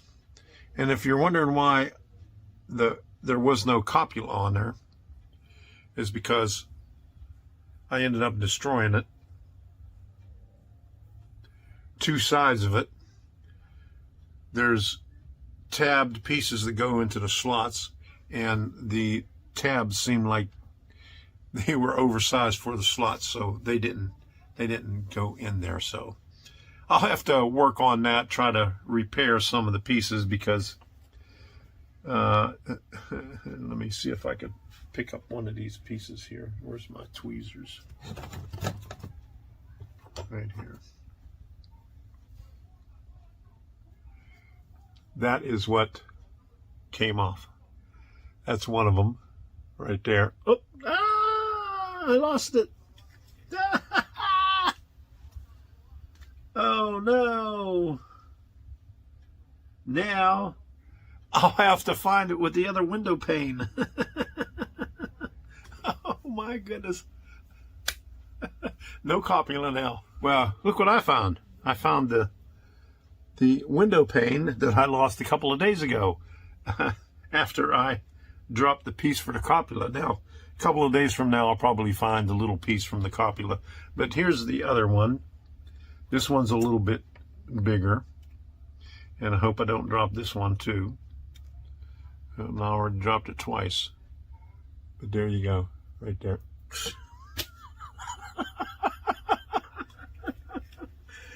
Oh, crap.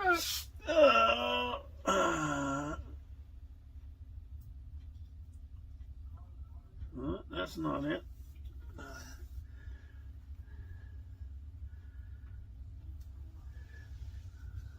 Well, there's one. It almost matches the the paint on the floor.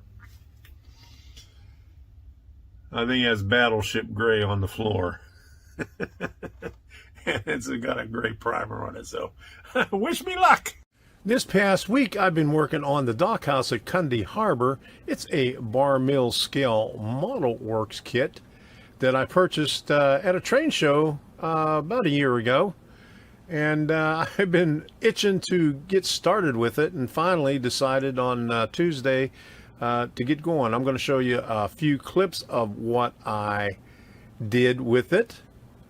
And if you'd like to see more clips, you could go to Rumble and Locals, where I have some more detailed instructions on how I build my kits.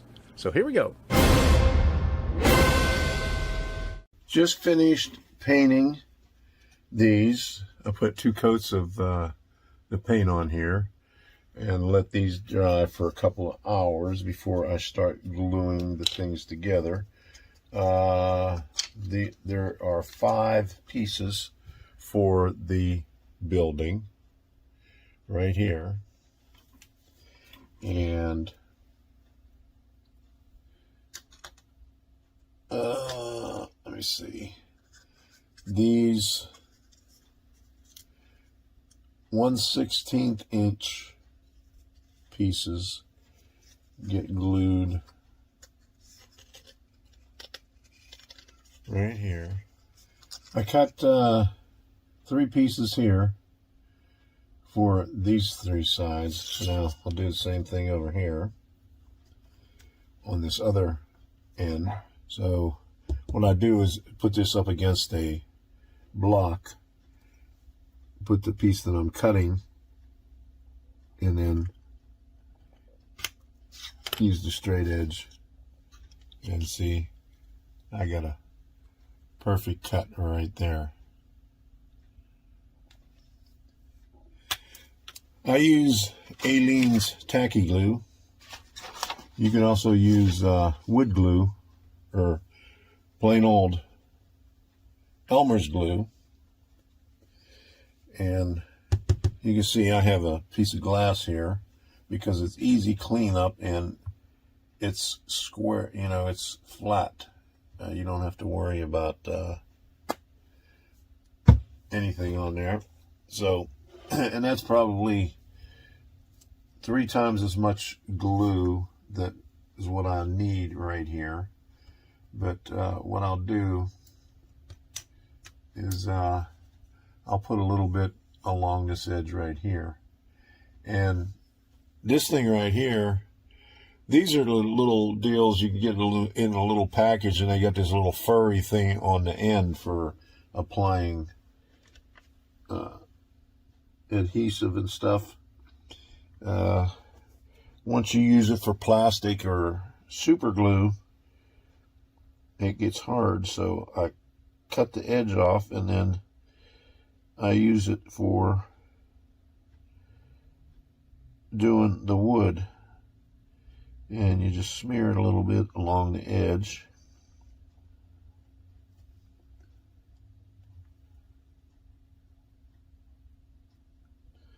And you don't need a lot. I'm square on the bottom. And I know I'm on the wrong side of this thing right here, but yeah, that's the deal you got to work with. But this is what it looks like.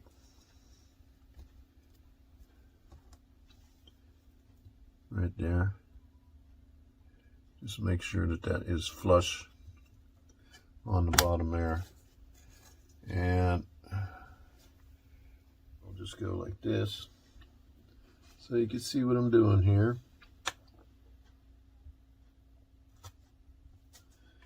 Stick it along the edge.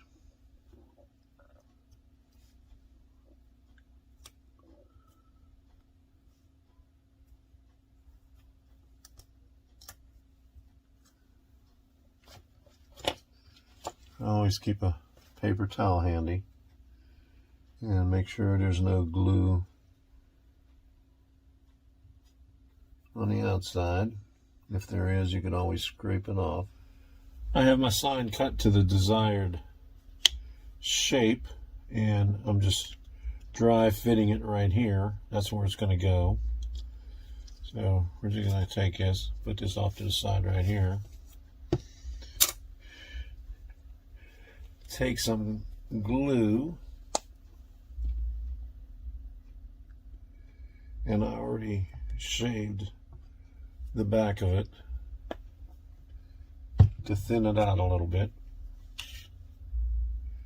And we'll just spread this glue on here. Try to get it on there even.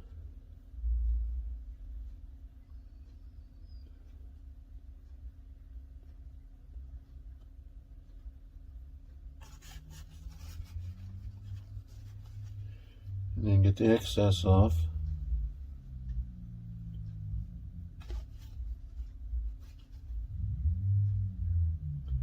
You don't want too much on the bottom of it.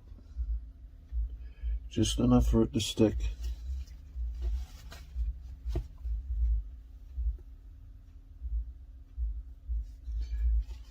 Okay.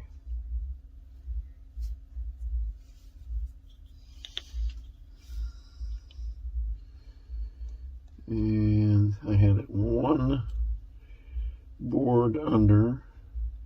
That looks like about the center.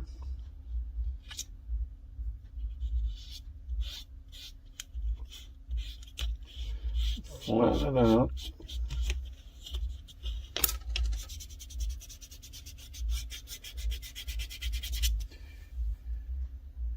And then you take this nifty little multi-purpose tool that you use for everything else and use the back of it.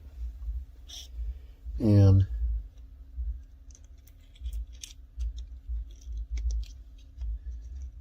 I just finished up putting the walls together after putting all the doors, windows, and signage on there. And now it's time to let the glue dry again. Making sure that the building fits snugly on the dock.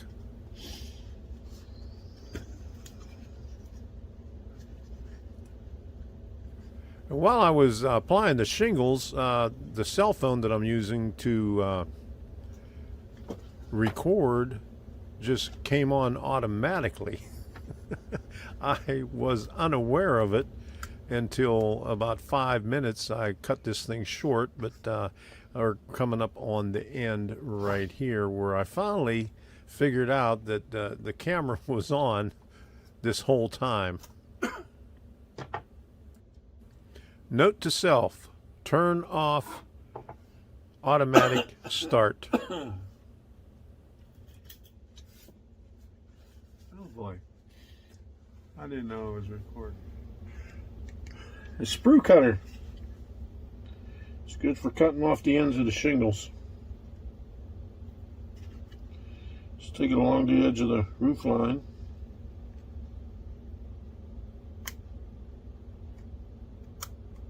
Pull it down a little bit. And then once you're finished with this, you hit the bottom side right here, the edge and the bottom side with your India ink solution. So that's what looks like when it's trimmed. And it's and when it's hanging over, it's easy to snag and pull up. So that's why I gotta cut this before I do the other side. Here are some of the photos that I took after I finished with the building. I did a rough painting of the details on there. I still have to put some more colors on the detail parts and add more detail parts to it because it still looks kind of bare. Even though the back side is going to be up against land, I need to put some more uprights on there. It's been over 2 years since I did my last kit when I was in the old house. Higginbotham's was the one that I did. And here's what it looks like on my current layout. This is where it's going to go, and you can see that I have to do some more scenery around the area because the scenery is unfinished. So that's another project after I do another kit. I have to get back into the groove of building kits. It's been a little over 2 years since I did my last kit when I was living in Naples. So I made a little bit of mistakes on this one, but I'll learn from those mistakes and I'll do better on the next one. The next one I'm going to be doing Straw Ridge, another bar mill scale model works kit. And I'll probably be starting on that this coming Tuesday after I put a little bit more detail on this stuff here today and tomorrow. And I have to find some people and work on the scenery around it. As you can see on the previous pictures that I showed you, I have some work to do on the scenery on my waterfront view.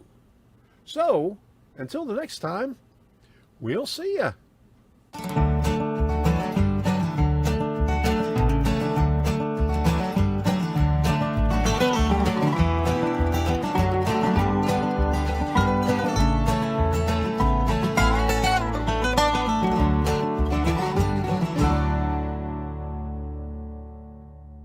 Don't shy away from those laser cut kits just because you think they're too complicated to build. They're not complicated at all.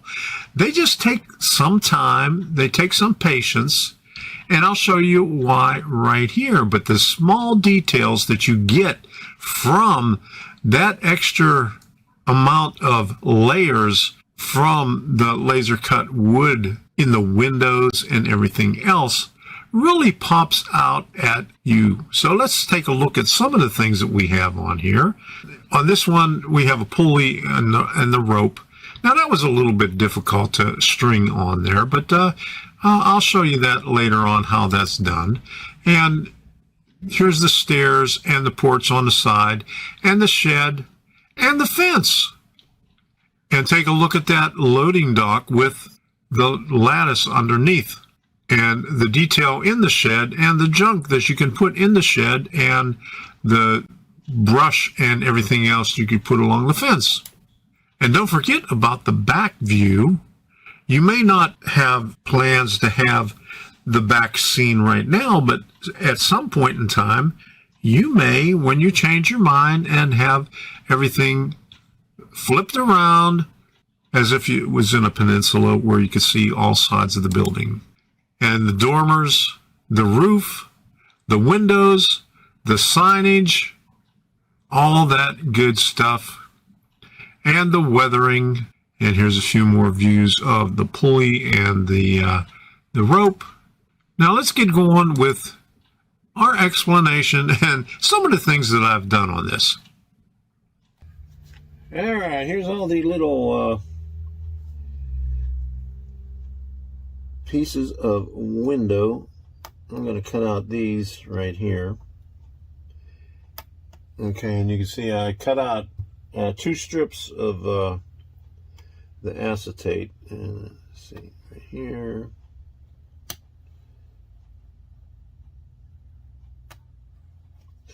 And this is peel and stick. So even though it's peel and stick, I'm going to use the window cement, in other words, canopy glue, to attach it. First I'll do a bunch of these right here. I'll separate these. And then this row up here is the top part of the window. These are double hung windows.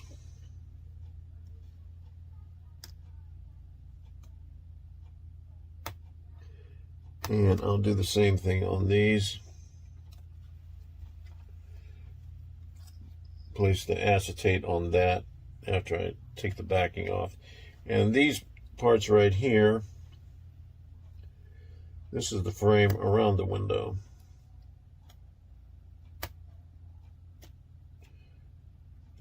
And this building had 24 altogether of this shape, and a few more other windows. As you can see right here. And those were the dormers, and you had these small ones right here, attic windows. And plus the walkway windows right there, walkway window right there, and of course the window on the garage doors and the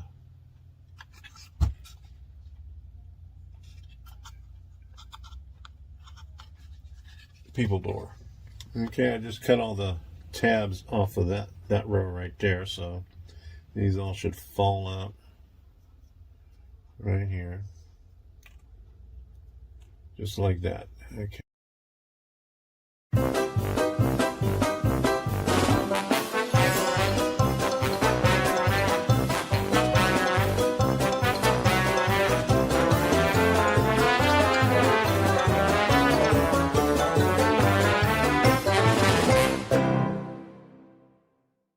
All the pieces are cut out, and I have 2 strips of acetate cut that give me enough for 14 windows. So there's 23 windows remaining. So I'll have to cut some more when I get halfway through. But just hope that I don't sneeze in the process of putting these together. I finished the bottom panes. Here's all the backing and 2 strips of the acetate right here, cut up was just enough to do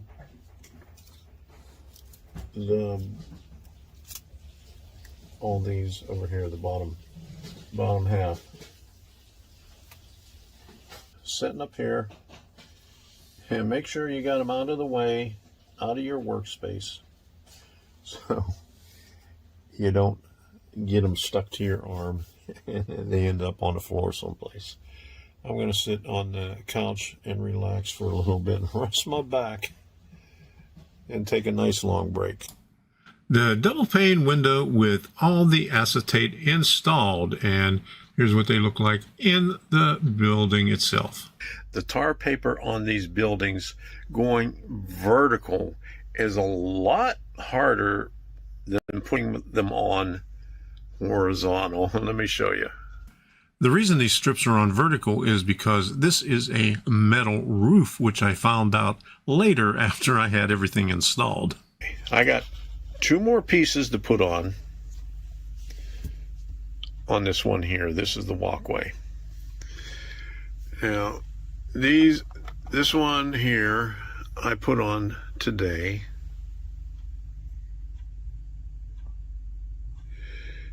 And I did this one last night. Okay, I put the ridge cap on today on both of these. But I've been doing this for 3 hours now, almost 3 hours. Just this roof here and these dormers. The dormers was a real pain. Those little small things, you wouldn't think about it, but they were hard to do. But I got it. And the thing about it is, just cutting out these pieces here. There's a piece right there for the chimney. And I'm going to have to go back in and add some glue to these. But I used the camouflage, the green camouflage on it. And then what I did was to get the seams, they didn't allow much on these. They didn't make them that wide. So you could see there's just a little overhang on it. But what you need to do is you need to burnish it. Well, what I did was burnish it with the back of my fingernail. Because when I started out, it looked crappy, with the burnishing tool. So I had to do the whole thing with the back of my fingernail. Now it gives a better appearance, but what I'm going to have to do is go after this with the matte spray paint, because it's too shiny. So here's what it looks like when I start out. But then when I go over it with my fingernail, that's what it ends up looking like. So it puts a gloss on it. So I'm going to have to spray it with matte finish when I'm finished with it. So 3 hours to do that. Man, that is time consuming.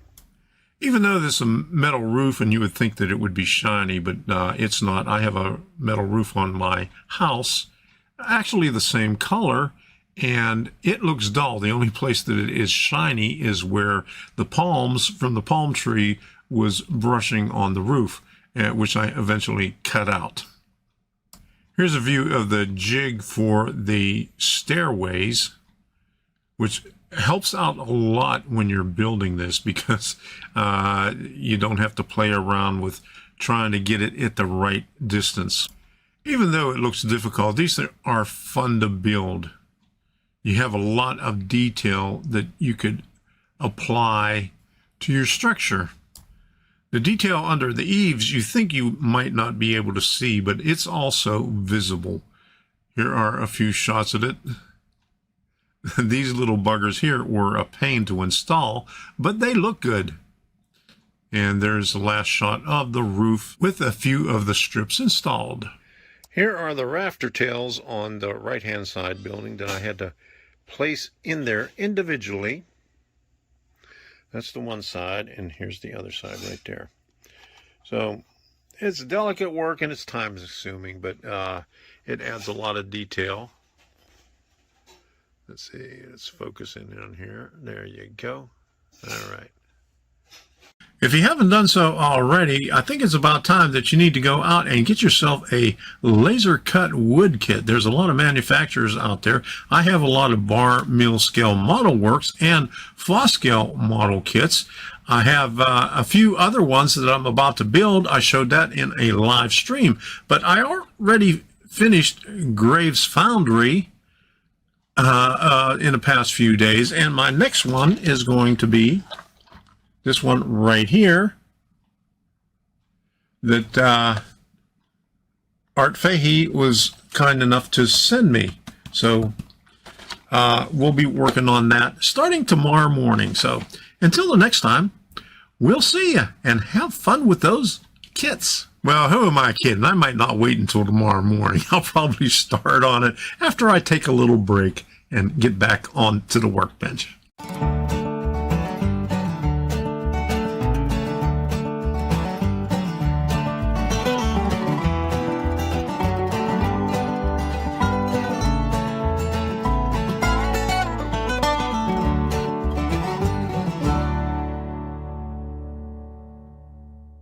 Let's take a look at Graves Foundry. It's a bar mill scale model works kit, which is sitting right behind me, right there.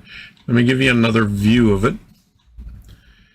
And you can see right here, this is the side view. It's got a crane on the back, and it looks difficult, but it's not. It took me 5 days to build, off and on in those 5 days. So let me walk you through some of the things that I did to get it to this point right here. We're working on Graves Foundry right now. This thing right here, it's in the box. And last night I cut everything up and put the bracing on. And this morning I primered and put the first coat paint on the primer, and put primer on both sides, and then put the color on the walls. This is in the buff. That's right there, out of the rattle can. It's a pretty easy kit. It's got 4 sides, 4 walls, and then a little bump out. It's got an extended wall right here for the little bump out right there. You can see I did all this in India ink. Did that in the primer. I'm going to keep it that color. So there's all the window panes and the other stuff. This goes around the corner of the building. This is the resin casting. That's primered, so I have to paint that yet. This kit has a lot of windows. And just finished scraping off the flash off the white metal parts also. Here's all the sprues. Ready for a coat of paint. Sadie's ready to go for a ride, huh? You ready, Sadie? Come here, Sadie. Sadie, come here. Come here. You ready to go for a ride? Yes, you are. Okay. There you go. All right. You've been waiting, yeah. All right, just finished putting the primer coat on here, and I think I'm just going to leave it like that as the primer. We're going to leave the windows and doors like that. I installed the plastic windows and the laser cut wood doors. I left one of them open, and I also put some trim in at the end of the day. This is late at night, after midnight. This is when I usually quit. And this is when I wind things down and take a look at what I've done. I applied individual planks. It calls for 2x6, but I don't think there was enough 2x6 on there. This is there was just 4 2x6s, but I had some 2x8s left over from another project. They were already stained with the Indian ink, and it fit on there perfect. I added some bracing so I could put a second floor in there. And I'm also going to have to put a floor right here because this door is open. So I'm going to have a little piece of floor right here just to show that there's something inside. But I cut this, an old calendar, mini calendar that I had sitting up on a wall here, Arbor Day Foundation. I'll have to paint that and put it in there. One more thing, that I hit the inside of the windows with matte finish, so you can't see through them. So that's what it looks like. Okay, let me turn this around so you can see the outside. That's what it'll look like right there. You won't be able to see in the windows. You'll just be able to see light inside there and a silhouette if there's anything right behind the window. Got the floor in there, got it braced up to the right level, nice and square in there. Bring it around here this way. I'm just letting the glue dry right now. So that's what it's going to look like. And I'm going to have to put a wall in there because you're going to see the back. But that's going to be fine. I'll put 2 walls in there. While I'm waiting for the glue dry on here, I'll show you the roof panels. I'm going to be painting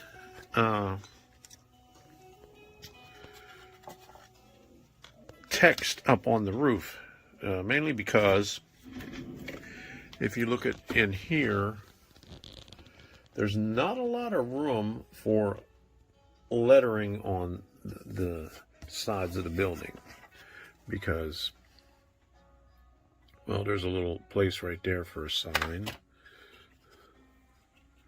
Not much room, so we're pretty limited. So what I'm going to do, I painted this white, and I'm going to find some, this is supposed to be a metal roofs. And where these lines are, let me show you these. These little things right here will go into there.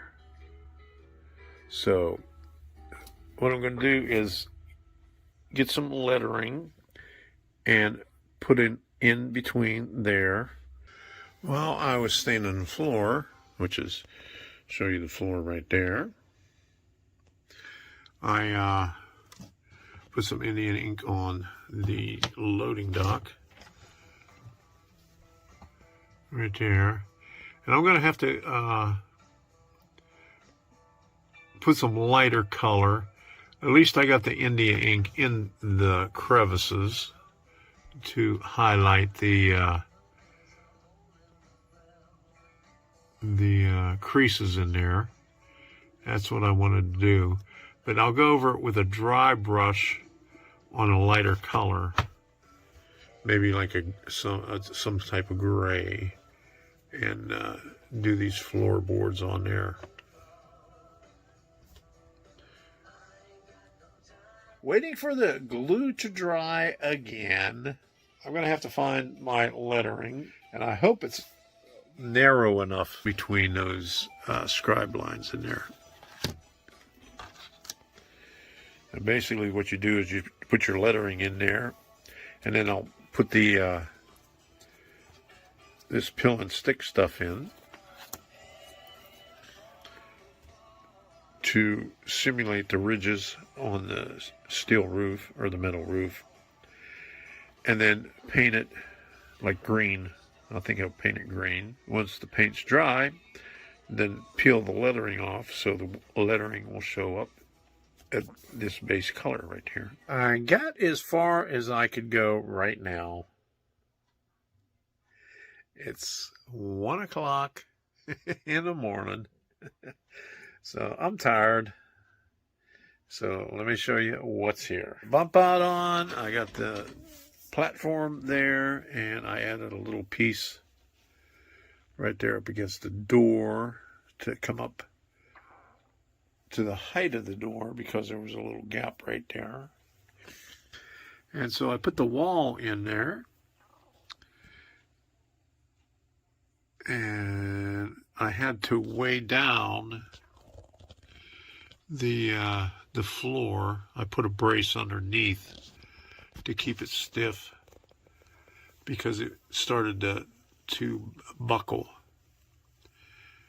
So, I mean, this is a really thin. I think that piece right there is balsa wood, not basswood, because it's I think it was a Woodland Scenics kit. And it wasn't, even though I put supports on the bottom of it, it wasn't, it buckled up, so I put a cross brace on it coming this way, that way, and weighed it down with the square, and then I got the wall in there, glued the wall in place. And so this is where I'm giving it up for the night. I found some lettering at Michael's, but I had to use lowercase up here because the uppercase M was too wide. So I went with all lowercase on that. And fortunately, the A, this is a little bit wider. These are 1/2-inch letters. The main roof is ready for painting, almost. I just have to trim off the little pieces on here now. So let's take a look at it. Okay, it took me a while to put these on.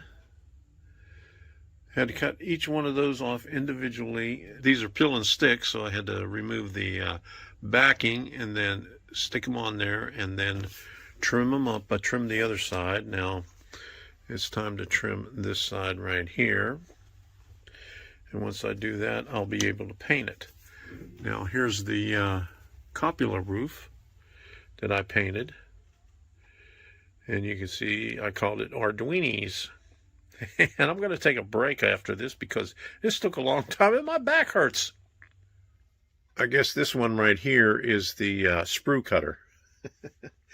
I get the sprue cutter. Yeah, this is the sprue cutter because there's no nicks in it. So the sprue cutter has no nicks, and the rail nipper has the nicks in it. Okay. I thought the crane would be difficult to assemble, but it wasn't too bad. Had to put all these parts together. Drill a hole top and bottom of that. And I have to cut a couple of more pins because you can see there's a pin on the bottom, pin on the top, one over here, and then one over here. And so, and this piece right here, that goes on right up here. And so it will be able to swivel. Well, I started to get the India ink out and the paint out and start painting stuff and weathering and everything. So let's take a look at what we got. I called it Arduini's Manufacturing. I did a little bit of weathering on that right there. I could probably do more. I just use gray and yellow ochre to get the effects on gray on the stone and also gray on the wood. So there's the one side and here's the other side. I still got to do a couple of more colors in here. I got to do the barrels. Over here, I got to do the rope, the barrels over there, and the bags right here. And then let me turn this around right here. Well, I'll just show you the roof. Did a dry brush of gray on the roof. And a dry brush of gray all the way around. So I got a lot more weathering to do. But it's late, and I stained this wood right here. Oops, the crane.